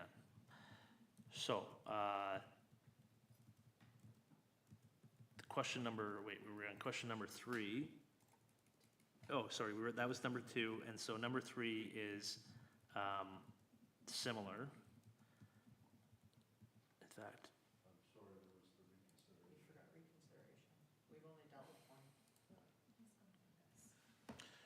sorry, I'm just going through the questions that were in the report. So I'll go to question 4, because question 3 and 2 are very similar. I think we talked about that enough. So question 4 is, should time allocated to achieve quorum be amended? And I will open that up, but either way, I'm fine. Does anybody have any viewpoints on that? Deputy Mayor Wilson, please. Through you, I'll just say, maybe to keep it short, that there was decent consensus to keep it at the 10-minute based on the feedback that was provided. So I don't know how much discussion that one needs, if we can just use the feedback that we've been given from the summarized. I think this must have come from the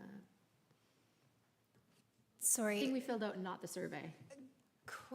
This is kind of a consolidation, yeah, of all of the comments received in the survey that all of council completed. So this is a summary of those responses. Okay. So, yeah, I can't trust my own memory, so I will trust Councillor Van Kootenbossen's and Councillor Bowman. Have you ever remember a situation where we had a problem for quorum? I don't. Thank you, Mr. Mayor. I can't think of a time when we've ever had a quorum issue, no. Yeah, waiting We've for, to always been see if able we to can. make quorum. Yeah, it'd be a yes or no kind of answer. Okay. I don't know if that helps the situation. Councillor Hughes?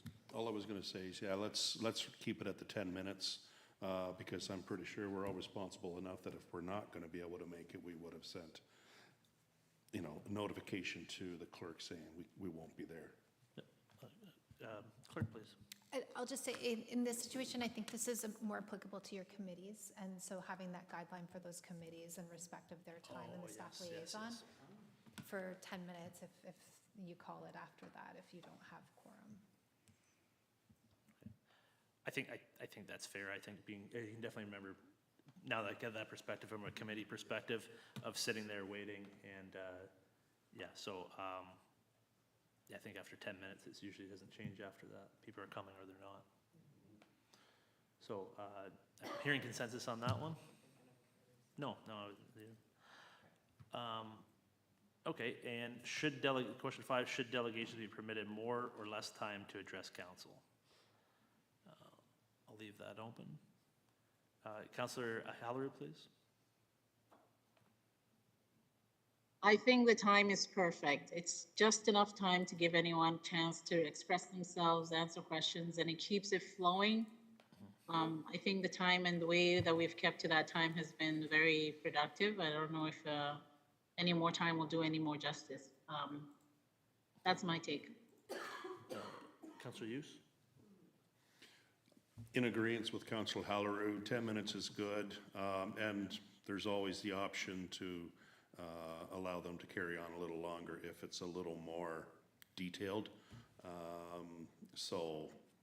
And most of the delegations are usually good at 10 minutes, I think. Anybody else? I was just going to make the same comment. I think 10 minutes is great, and again, if it's something that we need to have some more explanation on or more discussion, then it's always at the discretion of the chair to be able to allow the discussion to take a little bit, or give it some extra time. Yeah, so I'll speak to this too, is when we did the county one, we moved it to 15, and it's too much. It provides people who are not prepared too much leeway, and it drags the meetings on, so I know we're going to look at this consensus kind of when we redo it again to look at that. The thing that I think does need changing, and I know I've expressed that when is that right now our bylaw allows 10 minutes per speaker. And I think it needs to be 10 minutes per delegation. Council can always go and say, okay, we're gonna, we're not gonna adhere to our procedure bylaw, we're gonna allow more, but I think it's very important to set those expectations so when people are preparing, they don't allow people to try to get around those rules. At the last county meeting, we even had, it was 2 separate delegations, but they were basically talking about the same thing. And so people are crafty, and so you have to try to make sure you're doing that. But I think 10 minutes is more than enough time to get most people's point across. Deputy Mayor Wilson. Thank you, Mayor, through you. I think the other thing we would need clarity on is 10 minutes inclusive of questions, or 10 minutes an additional 10 minutes, making it 20, which is what we currently do. So I think I might have been one of the 2 people that said 10 minutes inclusive of questions, because it does start to get long if it's 10 and 10. Now it's a 20-minute delegation. not a 10-minute delegation. And it's hard to give people, like, where the 10 minutes for you started and the 10 minutes for council stopped. And it sometimes can be, in my opinion, misleading to the person that it's like a back and forth conversation, not just a delegation. So I think I'm fine one way or the other, but clarity on what we're talking about when we say 10 minutes. Yeah, I agree. I think we should give everybody the same amount of time to talk regardless of, because we don't know how many questions we're going to have, right? So that's the 10 minutes you get to speak for, and then I don't know if we have to have a time limit on questions because council controls that. And that's kind of hard. Again, it's not on the delegation to be able, they have no control over. But as far as them speaking to the issue, I think that's my view. Hopefully they've provided enough information. And I think that's one thing, if we're talking about the delegations, is that my view and my request is that, and this is something that happened at county as well, is that they can provide information. We changed it to you have to provide the information you're talking about. One, because it allows council to prepare, so if there is questions, they can form those and maybe ask them ahead of time. But two, from a chairing perspective, it's very difficult to keep a delegation on track if you don't know what they're scheduled to talk about. And so that's something that I certainly, looking for in the new procedure bylaw when it comes back, is that ability to be able to say, you have to submit what you're going to be talking about. So again, even if to measure whether it meets the delegation bylaw or not. So this is more a question of staff then. So in the staff response, it gives some bulleted points. Are those things council needs to discuss, or that will come back in the draft form for consideration? These are things that are revisions and recommendations. So these are recommendations that we have already worked on within the draft that we're going to bring forward to council. So these are already incorporated into that. Just, it's there to give you an idea of what we're already working on. Councillor Haliru, please. Thank you. I have a question. So whenever the delegations came and they did that little group thing where they would actually come to the microphone and each person would have maybe a minute to speak, wasn't that still within the 10 minutes? Yes, but there's technically in our bylaw now, they could each speak for 10 minutes, I believe. Is that correct? I believe so. I'll have to If they, double check. if they came for the same topic and they filled the same form as a delegation, wouldn't the 10 minutes be within that whole group that they need to use up that 10 minutes? And if they're done, then? That is what's being recommended now. The current Okay. situation is not worded that way. Okay, okay. So that's, I thought it was always that way. So that's kind of a better way to do it then. Yeah. Councillor Van Koopmans. So I have a question in the respect, when it comes to a public meeting, is that different? That's completely different. Okay, perfect. So my feeling is that it should be 10 minutes, time allotted for delegations, and then it's questions after that. I don't think that we can put a time, if we all have questions and they're all very valid questions, I don't think we can limit those questions to 10 minutes. So I think that we need to keep that open, but 10 minutes for what they are doing, and it doesn't have to be, a back and forth. We need to recognize what questions we're asking, but if they're very valid questions, then they need to be asked. So I don't want to see us limit us to be able to ask any questions in that respect. But I do agree, getting their information ahead of time saves a whole lot of work, like that night in just trying to figure out what they're talking about. You're right, absolutely. So I think we're heard consensus on that one. Let's go with, should staff and town representatives be limited to 10-minute presentations? Well, and I'll begin on this one just by saying, what was done in the county bylaw was that the wording is in there that should try to aim for 10 minutes. But there's, I forget the word in there that was specifically put in there to allow for, it's the intent is to try to get there, but you can get it. Go ahead.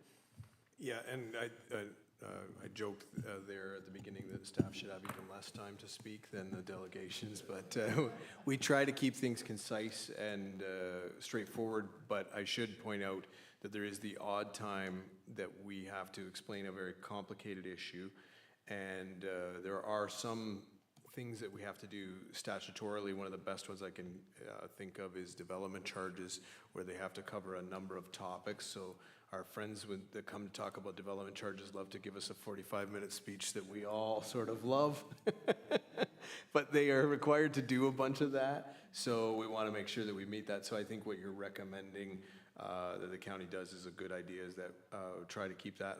I can say our staff do a really good job of keeping their comments concise and straightforward and very explanatory, but there is the odd time where we're required to do something specific that we want to make sure we catch all those comments, so.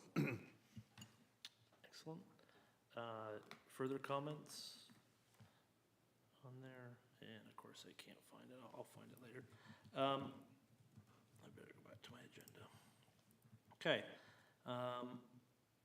The words endeavor, should endeavor to try to keep it at that. At the county, it's 15 minutes, but it allows that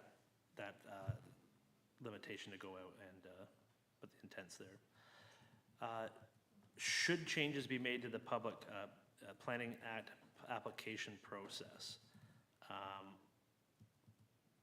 We did talk a little bit about this. I've certainly shared on that. We don't have, because we do have that one coming back and forth. I think it's I think it's a useful tool, especially for public engagement. People can see that their comments are being. It does create some time limitations, but if we're going to move towards a 2 meeting, I think that solves that issue. It's more of an issue if we're going to stay with the 1 meeting and not have that application, especially in the Committee of Adjustment, from an actual real issue standpoint. Any other input on that? Or I'm seeing consensus there.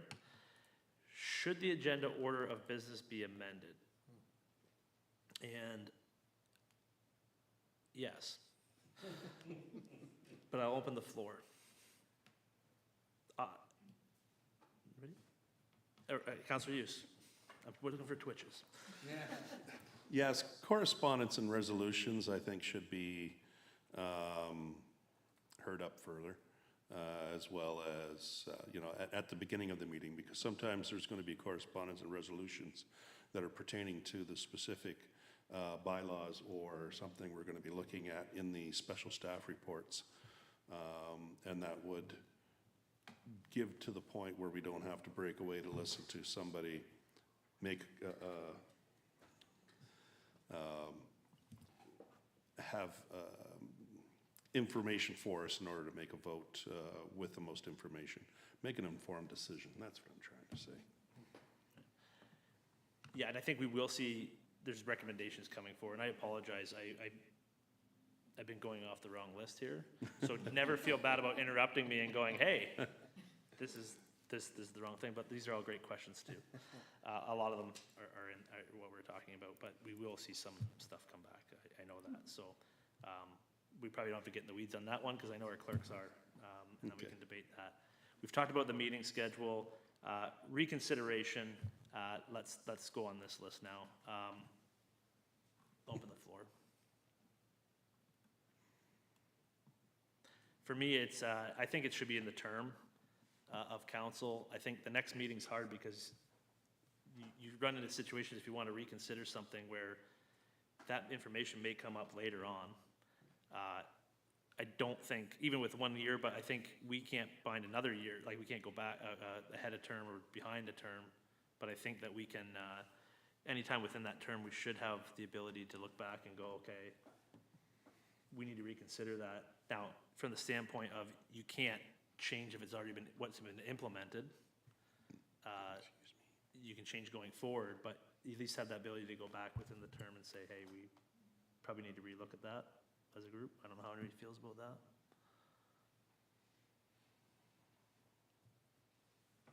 Councillor Vancouver. I really don't have an opinion on this one because I don't remember it ever coming up.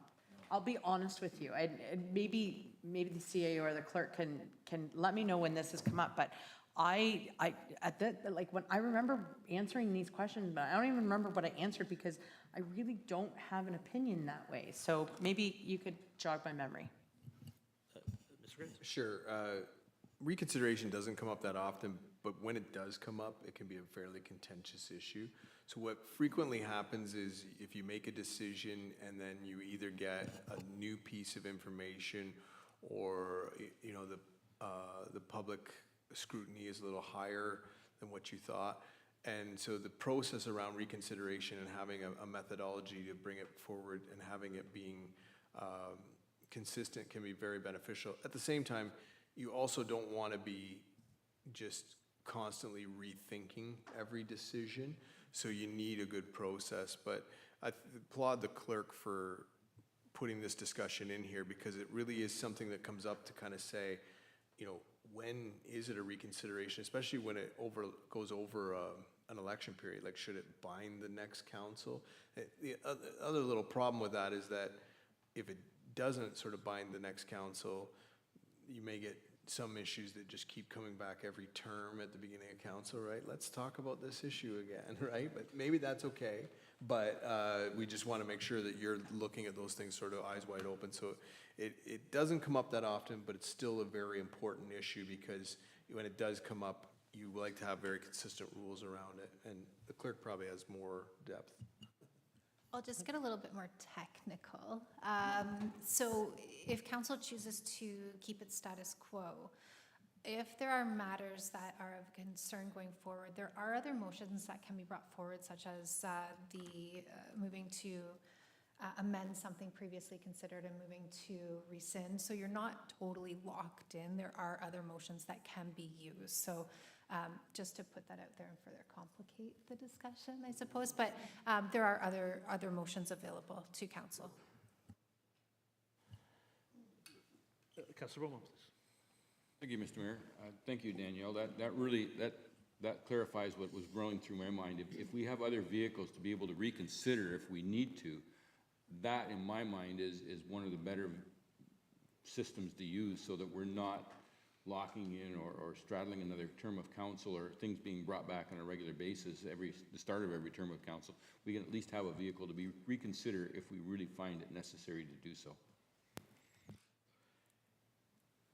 See, I'm the fan of a new term of council is a new term of council, and that term of council has every right to bring back everything for consideration with fresh view. The reason that I would support, there is those other mechanisms, but from a simplicity standpoint, most people consider those reconsideration within, they would consider it reconsideration. It kind of to me, it sets a clear guideline that in this term of council, you can reconsider what you've done, but a new term of council gets to make a new decision. It creates that fine split there. We may not have seen a lot of it because it's like, well, our current one says it's got to be the next meeting. It didn't happen, so people don't use that tool if they could. I don't know what would have came forward with that, but yeah, either way, I'm just stating what my preference is, I guess, and the way that I came about that. Councillor Hughes. So just for clarification, if we go with from 1 year of the date, can the new council and election in between, can a new council do a full reconsideration of a decision made by the previous council? Obviously, yes. Well, I'm going to defer to the clerk because I've been wrong before, but in my interpretation is, my viewpoint is that we can't bind another council and that they would always have the right to come in and say, we want to make a decision on that, but I could be wrong.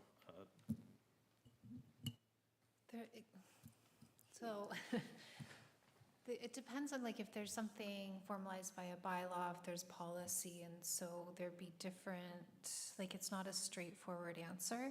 I could, off the top of my head, I don't have an answer for you, I'll be honest. I could dig into Robert's rules and look at best practices and follow up, but I'm not entirely certain, and it might be situational. And it does say in here, and reconsideration also is limited to, you can't bring up something for reconsideration if you've got a contract already enacted. So there's certain limitations to the use of that motion as well. So maybe on this one, I'm hearing that maybe want to think about this a little bit more, get some more information, so we'll just defer that one.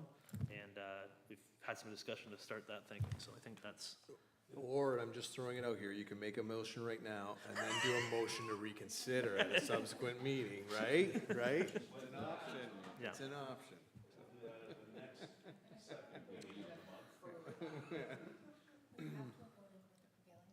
Exactly, yeah. there are Clerk will lots of help stipulations. guide you as you. All right, so I think we got, yeah, deferral on that one, and we'll think about it. Committee meetings, yeah, there's, so staff have revised definitions and potential advantage of recording meetings, so, yeah. What do people think about recording meetings? Councillor Hughes? With this questionnaire that was sent out to us, I said yes to recording committee meetings. The biggest thing is the situation with being able to participate or at least see the recording of the meeting at a later date if you're not able to participate that evening. Plus, it also holds people to accountability. And in the past, I know there's been some committees that have gotten out of hand, that if it was recorded, then there would be the accountability to not just the public, but to also council to say, okay, well, hey, we need to relook at this committee or at this appointment kind of thing, that gives us that extra support. Similar to this, it's the accountability aspect of it fully. I understand that, excuse me, some members of committees don't want to be recorded for whichever their personal reasons are. But I think in today's world, everything's there. Everything's been recorded. Everything is out there. And Many meetings. hide behind and I shouldn't say to hide behind, but to not have a committee meeting recorded, I think is doing a bit of an injustice to our transparency focused council. Councillor Bowman, then Councillor Haliru, please. Thank you. I got one question and then maybe a follow-up to that. When you say recorded, are you saying recorded or are you saying recorded and live? Like, is it going to be live streamed? Both? Or what is the definition of recording? Live stream would be challenging just based on the volume of committee meetings that we have and just access to technology. So it would be, we have a number of committees that meet virtually, maybe recording it by Zoom, but not live streaming. Okay, because that was one of the questions when we, as to follow up to that, one of the questions I was asked when we started talking about this, or it was out there that we might be recording meetings. I've had some comment from some of the members of the committees that I sit on that it's okay to record, but we don't want to be live. We don't want to be streamed. We don't want to be on TV. We're not necessarily opposed to, again, recording. They just don't want to be on TV. Councillor Haliru? All right, so yeah, the issue of recording committees, I think, is very important. However, I think for comfort levels, I wanted to ask, don't we currently have the minutes of those meetings that are recorded on our website? All right, so I think it's important to consider something like, we're in a movement right now of AI. We could actually have meetings automatically recorded and summarized now. And I think the public really does have a right to know exactly verbatim what people are saying and how they are saying them. I think that would have definitely done a lot of justice to some discussions. So I support recording those meetings for the public, even if it's in minute form and it's scribed after the meeting and summarized for our website. So I support that. Even if it's not video, I support the scribe. So the minutes are prescribed by a very specific thing for the minutes, so, but I know what you're saying is that it's more of a transcription. I'm in support of this because I think we have great committees, and I try to go to most of them, and I've been to a lot of them before, and I know that from a way to try to get people involved and see if they want to be a part of that, and some people don't feel comfortable with coming to meetings, like just come to sit at that meeting, but if they can watch it and get involved and see what's going on, they may come. I get the points of people may not feel comfortable being on there, and so I agree with Councillor Bowman that, you know, it doesn't have to be live streamed, but having a record of that, minutes only tell so much. And especially in committee, the great work about committee is those conversations that happen, like we're having tonight on this.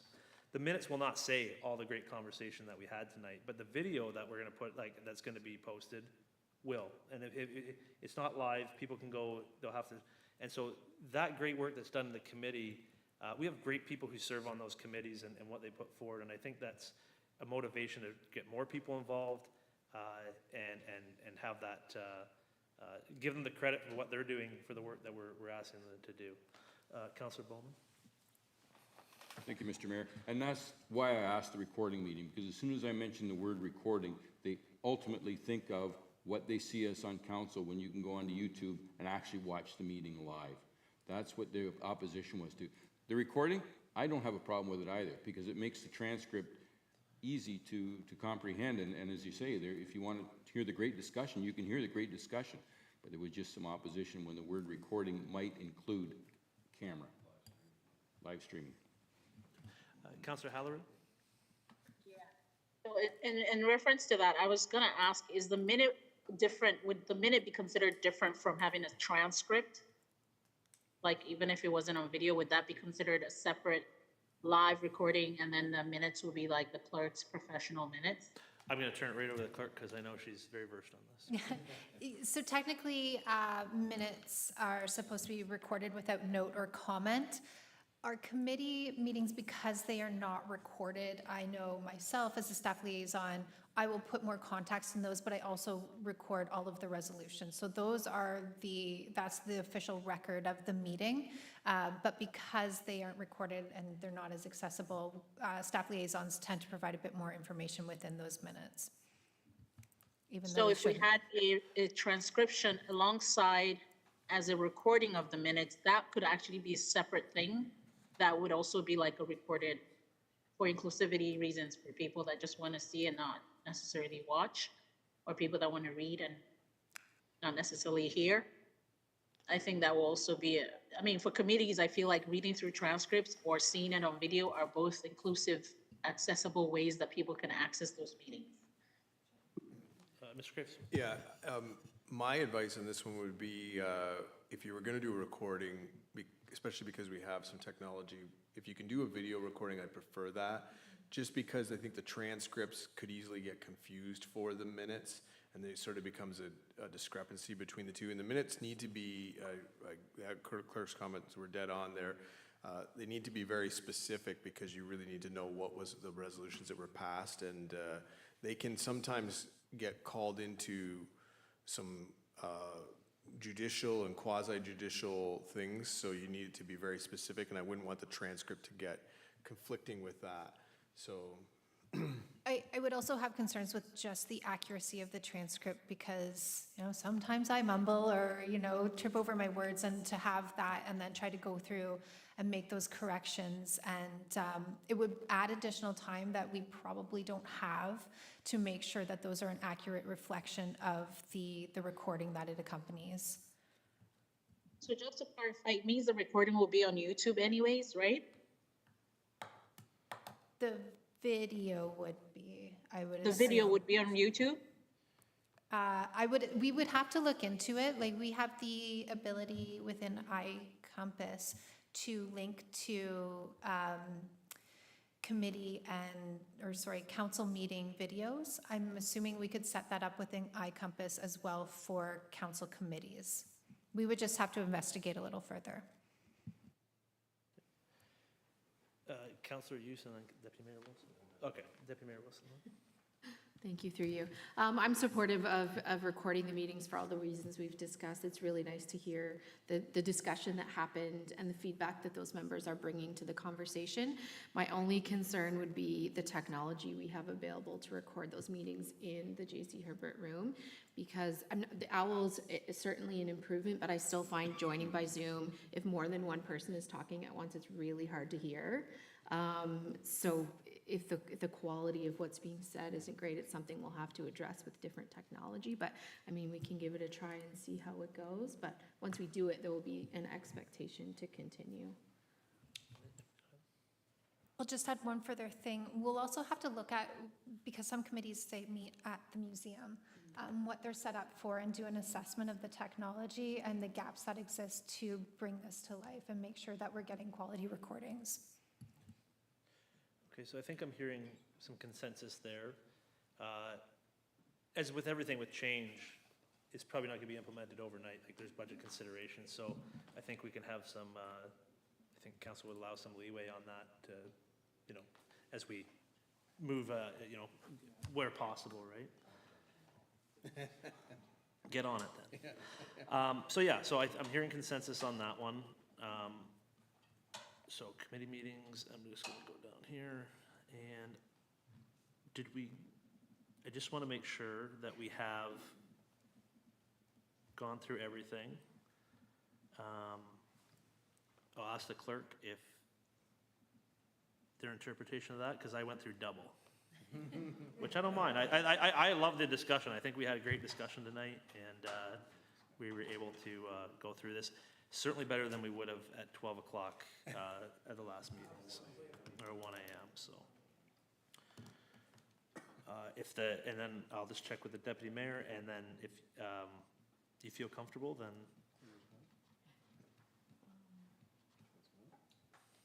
Through you, maybe I'll take 5 minutes just to actually, like, I have lots of notes, but. Okay, yeah, let's take a 5-minute break.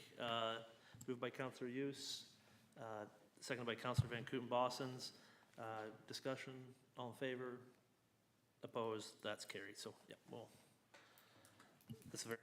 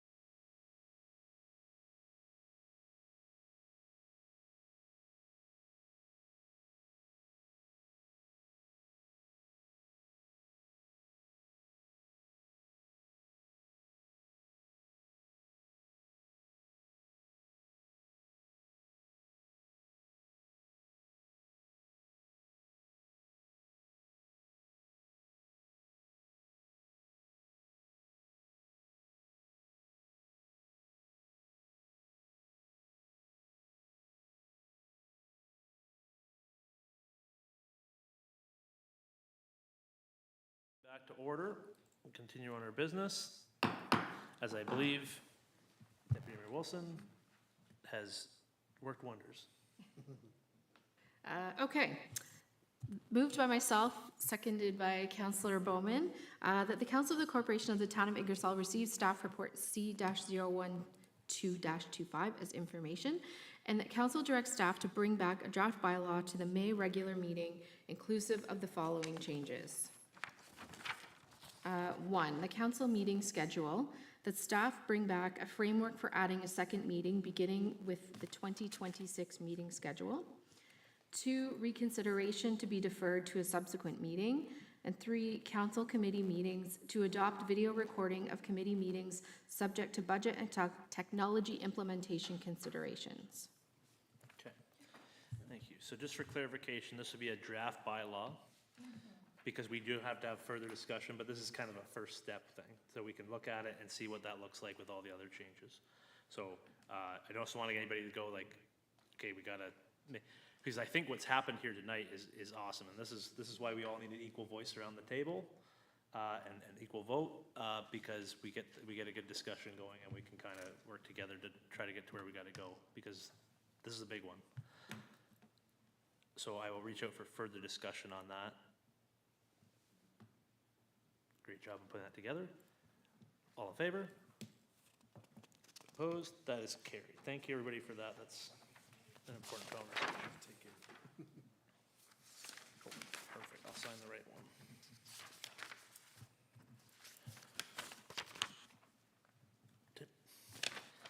Excellent.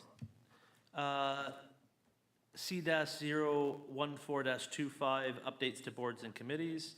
I'll just turn it over to the clerk. Yeah.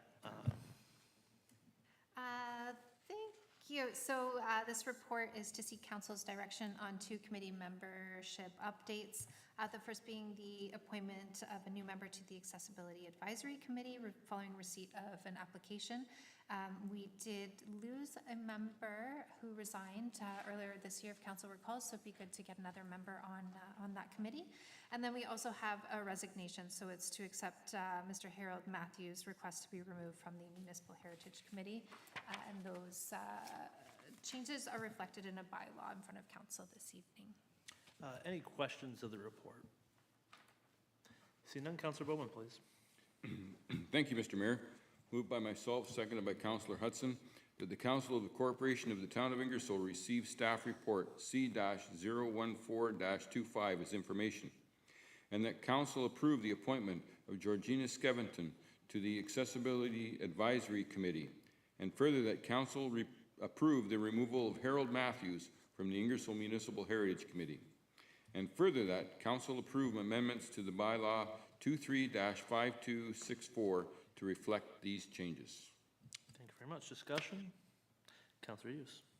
Sorry, I missed the question a little earlier. Will staff be putting out a call for applications for the Heritage Committee, or are we just going to let this ride until the next term of council? We can work with the staff liaison to put out a call for additional members if the committee thinks that's appropriate. I can't think off the top of my head the number of people who sit on that committee. And we certainly don't want to get into a territory where quorum's going to be hard to achieve, so we can definitely put out a call for additional members. Everybody's always welcome to apply as well. Further discussion?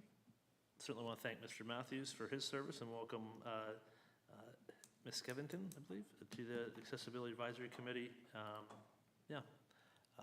Always welcome to people coming in. All those in favor? Opposed? That is carried.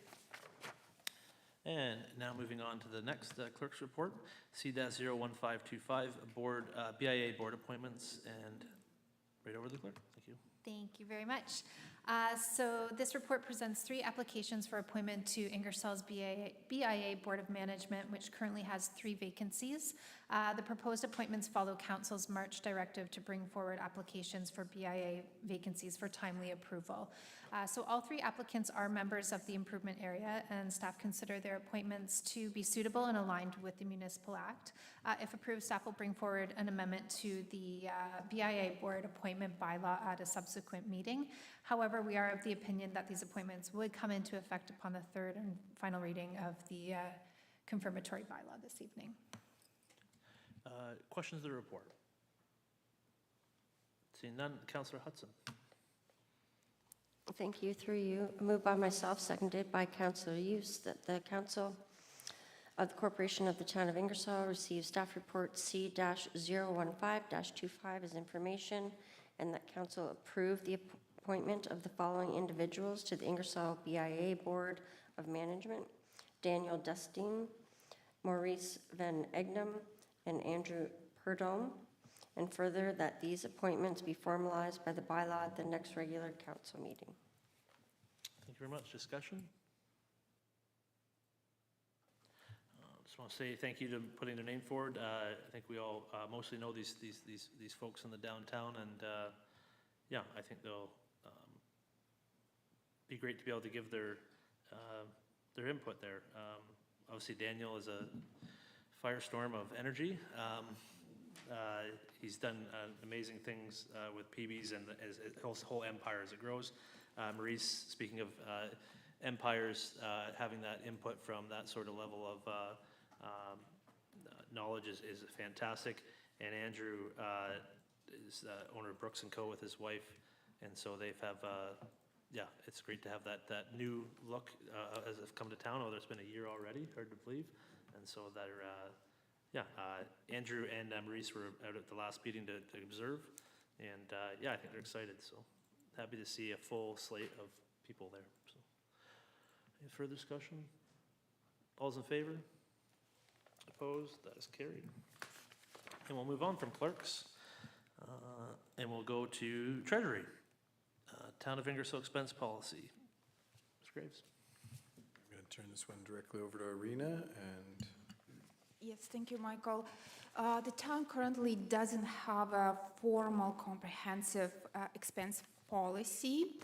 That said, the Treasury Department volunteered to formalize current processes with the Deputy Treasurer, Mandy Clark, leading this project. And with that, I will turn it over to her to present the report and the policy for Council's consideration.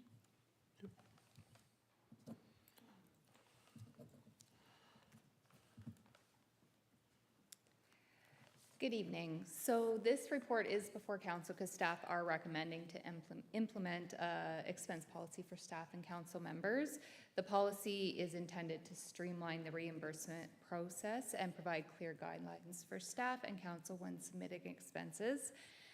It generally does reflect our current practice of reimbursing expenses. However, we have included a couple of new requirements, such as the conference agenda having to be submitted to specifically outline the meals and other expenses that are covered within the conference registration, as well as implementing claim periods for submitting expenses, which better supports budget management and timely expense reporting.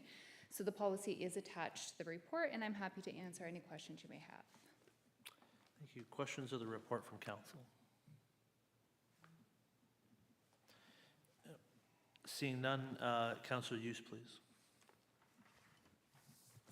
Thank you, Mayor. Great report. Moved by myself, Councillor Hughes, seconded by Councillor Haliru, that the Council of the Corporation of the Town of Ingersoll receives staff report T-00725 as information, and that Council approve the Town of Ingersoll expense policy as attached to the report. Thank you very much. Discussion.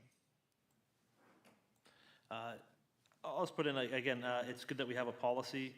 I'm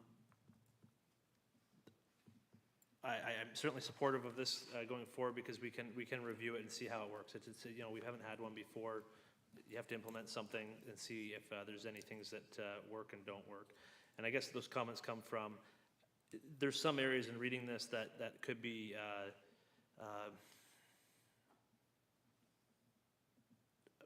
there's just some work created of trying to measure things before things are booked and stuff like that. So I think there's enough fail-safe in there, and that it's, certainly, we need a policy because we don't have one, and it creates that thing. So we can always have it updated and see how things work, and I know staff always do that as they bring it forward. With every policy, we know when things are as intended and not intended. So going forward, it's good to have this, and I encourage all counselors to become familiar with it, because we use it as well. We go to conferences, and yeah, that's all I have. Further discussion? All those in favor? Opposed? That is carried. Thank you very much. And that takes us to our second Treasury report. I apologize to clerks and treasurers. We didn't get any reports last time, so. There was nothing personal. T00925 funding support report, and I'll turn that over right over to Treasury. Thank you very much. Yes, thank you. So this report provides recommendations to support 2 community initiatives that were approved at the last council meeting. One for the Rotary Club request for the warehouse renovations, and Good for Soll sponsorship request. So we promised to bring a report to council to recommend how we are planning to fund these 2 initiatives. So the total for both initiatives is $30,000. So we are, staff is recommending to fund this through, or attempt to fund it through savings identified in the existing 2025 operated budget, and if sufficient savings cannot be realized, the remaining balance will be drawn from the tax stabilization reserve. And I'm happy to answer any questions council may have.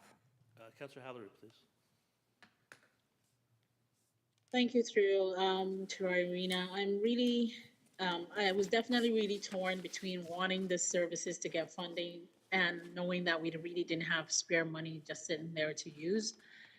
Do we have a policy in place where, for future reference, if you need this kind of assistance, foreseen or unforeseen, that there is a window that people could put a request through before budget time, aside from knowing that there is money you can ask for, whether there is a proactive way to say a call for proposals, for if you're thinking of something or working on something, discussing something in your clubs or organizations, because once this window is over, then you'll have to wait till the next year or something, just to encourage people to come up early on in the process of thinking through things, because yeah, it just really feels tight, and then feels like this might be a one-off, but we could have other organizations that really need money desperately, and we wouldn't be able to help at all. And I wondered if there was something in the works, or that we already have, that would really inspire people to come up with requests if they had them, and if they were aligning with our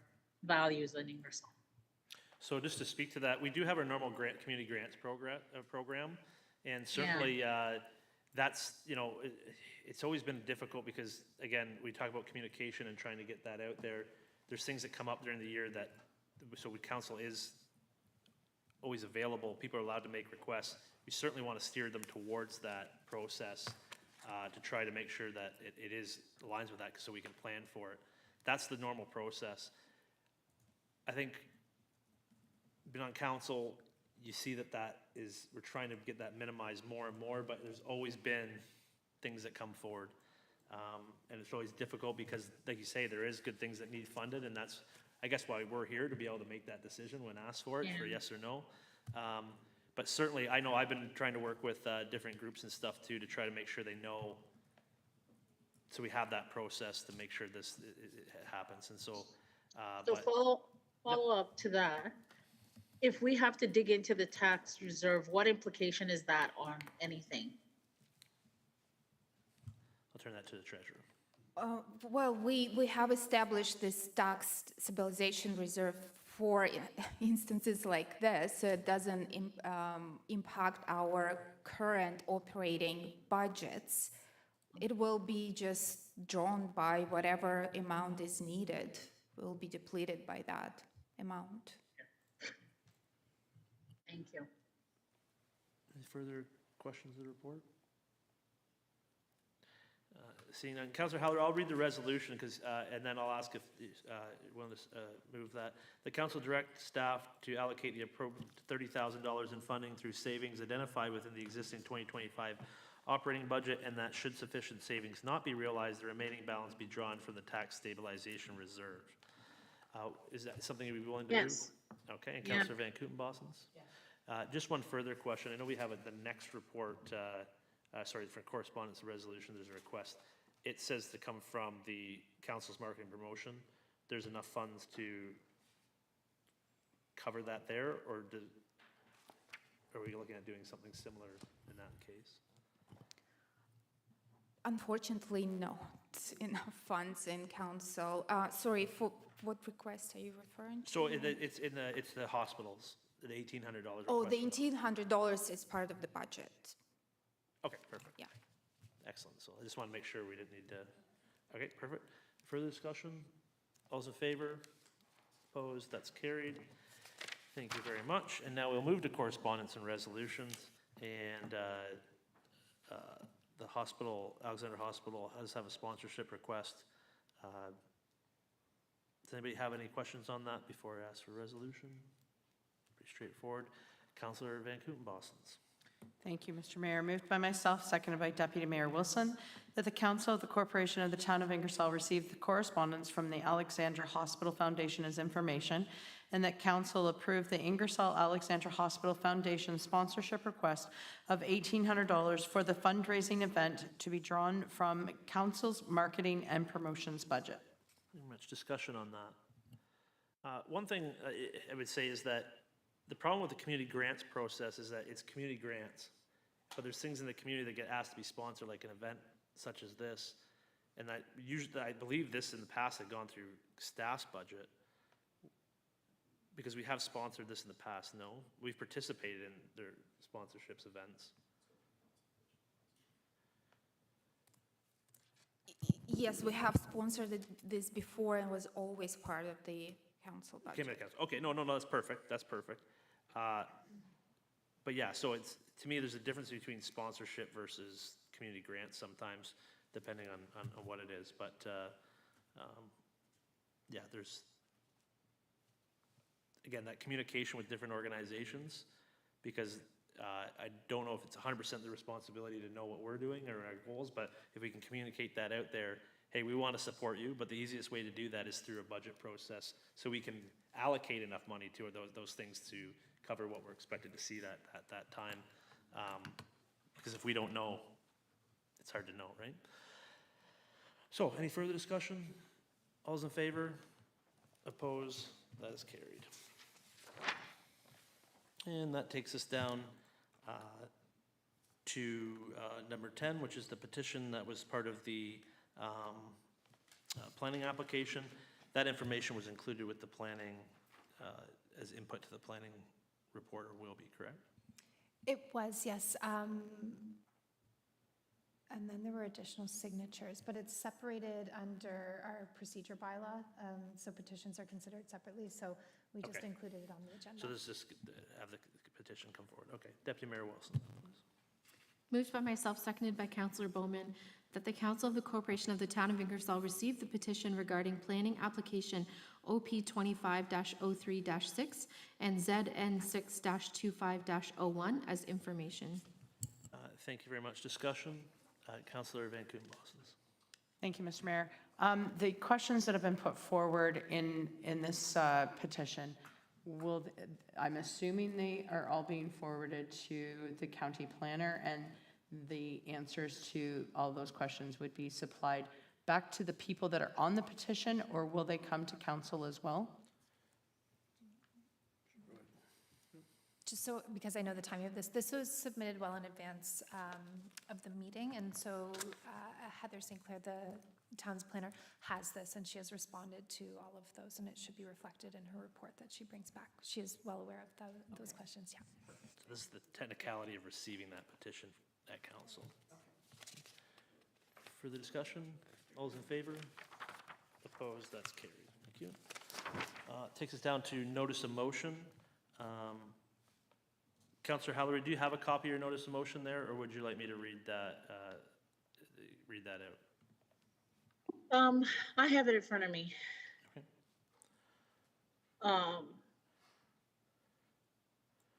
Okay. So, whereas we are committing to putting Canadian businesses first and ensuring our resources support local innovation and economic growth, whereas relying on a US-based polling app at this time undermines opportunities for Canadian companies and does not align with our goal of strengthening our own digital infrastructure as it is right now. Whereas we should take the lead in prioritizing Canadian-made solutions that create jobs and keep data within our borders. Therefore, be it resolved that the town of Ingersoll immediately cancel its contract with FlashVote and seek a Canadian-based alternative that aligns with our values and economic priorities right now. So just, I just got to see if there's is there a seconder for the motion? Yes. No, sir, second by Councillor Hughes. Councillor Haliru, would you like to speak to your motion? Yes, sir. Basically, you know, we all know what happened and when the policies and the threats come from the tariffs. And I was just, you know, reflecting on it because I truly supported the flash vote for what it's helping us to do. But once I saw that first email with the layoffs, even before the GM thing came, I just felt, you know what? And then listening to the news and having municipalities make the rounds on really reflecting on what they're doing and how we're benefiting our communities, I thought it was just a timely thing to do. Fortunately, this is just one of those things that I think we have connected to the US. I know there was already sentiment in the community saying that it's a US-based company. So I just felt it was just the right time to cut ties and find something that is truly homegrown. Thank you. Councillor Hughes is the seconder. Would you like to speak to that? Yes, actually, I'll expand a little bit further on Councillor Haliru's comments there. Yes, this is an American company. Now, I know through discussion with staff as well that there are other US-based products that we are using here in Ingersoll, not just FlashVote. So that's where it makes it difficult with that in regards to just taking out the FlashVote contract. Looking back on some of the other competitive bids that were up against the FlashVote, I did notice that FlashVote was the best one at that time. The other ones didn't give us qualitative results that FlashVote does. I had a similar conversation with Michael back a few months ago in regards to the FlashVote contract, and I asked the same thing. Can we let's look at moving them on, but we'd be shooting ourselves in the foot by just removing this one contract because of the product and the information that we get back from FlashVote. I don't think there is a Canadian-based alternative that can do that unless something else has come along. So I would suggest we change that up a bit, Councillor Haliru, with a bit of an amendment in regards to something to the effect of having staff review our procurement bylaw when it comes to this type of, when it comes to Ingersoll, excuse me, and that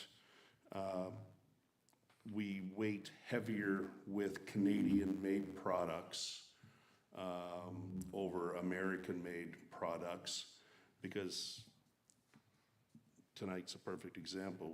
We're using YouTube. YouTube's owned by Google. Yeah. So, Um, I hear you. right? Some things are ingrained in our lifestyles that we can't Yes. immediately take out. Yeah. But where, in fact, we have the opportunity and the ability to send a message, I think municipalities are rising up all over, whether it's just little contracts or even stationary, people are canceling. There's precedents now, and everybody's doing what they can within what they have the power to do, right? So I feel even just, I mean, it's a really tough environment, and we're not even seeing how tough it's gonna get. And for some of those things that we can control, I think we should be able to find a company that, because we reached out to them and gave them feedback on what we were doing, we're benefiting our Canadian companies, we're giving them feedback within this period of tariffs, we could inspire our own to, to reach,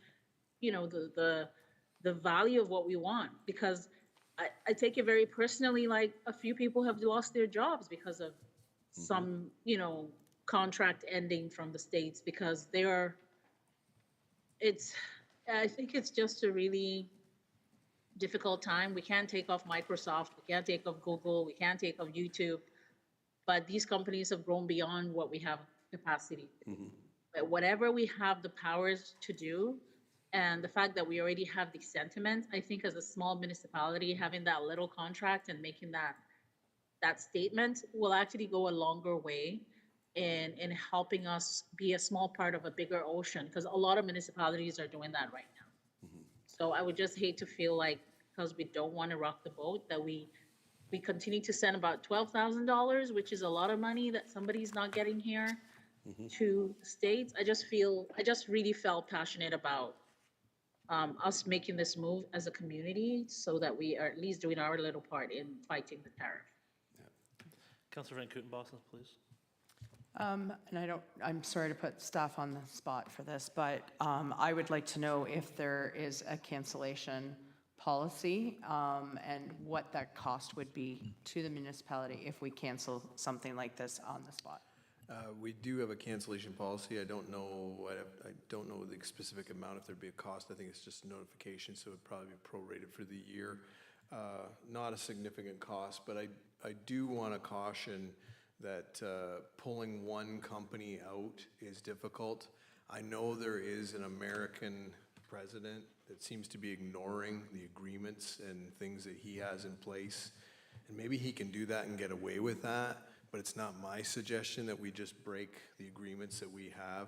I would prefer a larger recommendation to look at our procurement policy, to make sure that we adapt our procurement policy to ensure that we're meeting the legalities. There are rules regarding trade policies and stuff that we have, and I think pulling one company out could, I'm not so worried about what we would pay to cancel as much as I'd be worried about them suing us, saying you're not doing it under the right means and you're treating us differently than all the other American companies that you utilize. So it's very similar to the opposite effect of bonusing. When you do community improvement plans, you put them across a broad area so that you can treat all businesses equally, because you don't want to give one business something that you don't give other businesses. That can open you to liability. This is the opposite of that. You're punishing one business as opposed to the others. So that would be the bigger risk that I'd be concerned with. Councillor Van Kooten-Boston. Thank you. Follow up then. I'm not in favor of supporting this motion. I'm sorry, but I think that we need to do the broader policy. I think what you've suggested, Councillor, use of an amendment, if that's the case, or otherwise we bring forward another motion at another time, and going after and looking at the entire policy. When we brought in Flash Vote, we knew that there wasn't another company that could touch what they were doing. So I'm glad that you brought back forward the qualitative and everything else that we looked at with Flash Vote. And until, we go back and look at all those companies again, then I think that we should be leaving Flash Vote alone. That's my own thoughts. Thank you. Thank you. And I'm just going to second that, because, again, there is real connotations to this. But the problem is that, I would rather us be up to our word on this contract. If we don't renew the contract, that's one thing. Again, I don't think, we have to be very careful about pulling one company out in front of, and the others. And I think I would point to the work that Zora did. They looked into the procurement side of it and changed where they could to match where those levels are.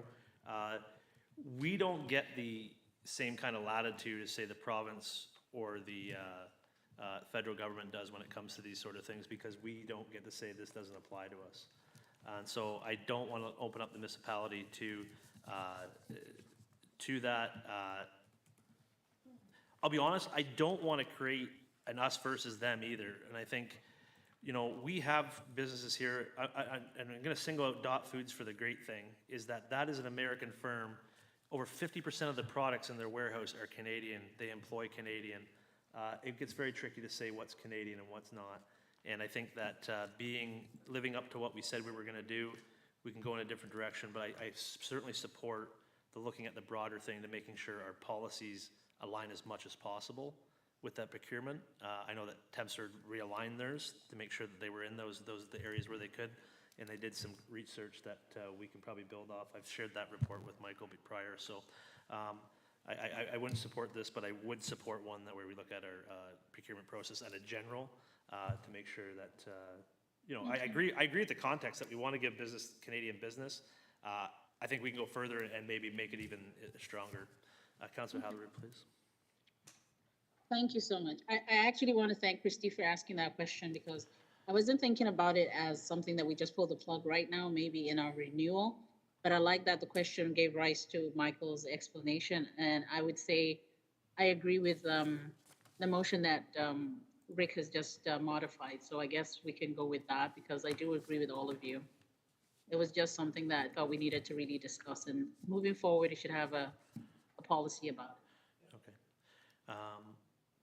So maybe we can deal with this one, and then there's probably some people, I heard there's some people who are willing to work on council to bring something forward with staff to try to bring forward a motion for that. Sure. Okay. If there's no further discussion, all those in favor? Opposed? That's carried, defeated, sorry. And we'll look forward to, but again, good discussion. We have some, I think there's some work to do there on the broader plan, so we'll get there. All right, bylaws. It's not midnight, so we're good. Councillor Bowman, please. Thank you, Mr. Mayor. Moved by myself, Councillor Bowman, seconded by Councillor Hudson, that the mover now have leave to introduce and go into committee of the whole on the following bylaws. Number 1, bylaw 25-5383 to amend bylaw 23-5264 to add or remove committee members. Number 2, bylaw 25-5388, April 30th, special meeting of council confirmation bylaw. Council and committee of the whole, Mayor Petrie and the chair. On motion, the bylaws are accepted as circulated. Thank you. Discussion? All in favor? Opposed? That's carried. We're now at committee of the whole. Would anybody like to discuss any of the bylaws? Seeing none, Councillor Hudson, please. Thank you. Moved by myself, seconded by Councillor Hughes, that the committee do now rise out of the committee of the whole. Discussion? All those in favor? Opposed? That's carried. Third reading, Councillor Hughes, please. Moved by myself, Councillor Hughes, seconded by Councillor Haliru, that the bylaws 25-5382 and 25-5388 be now read a third time, passed, signed, and sealed, and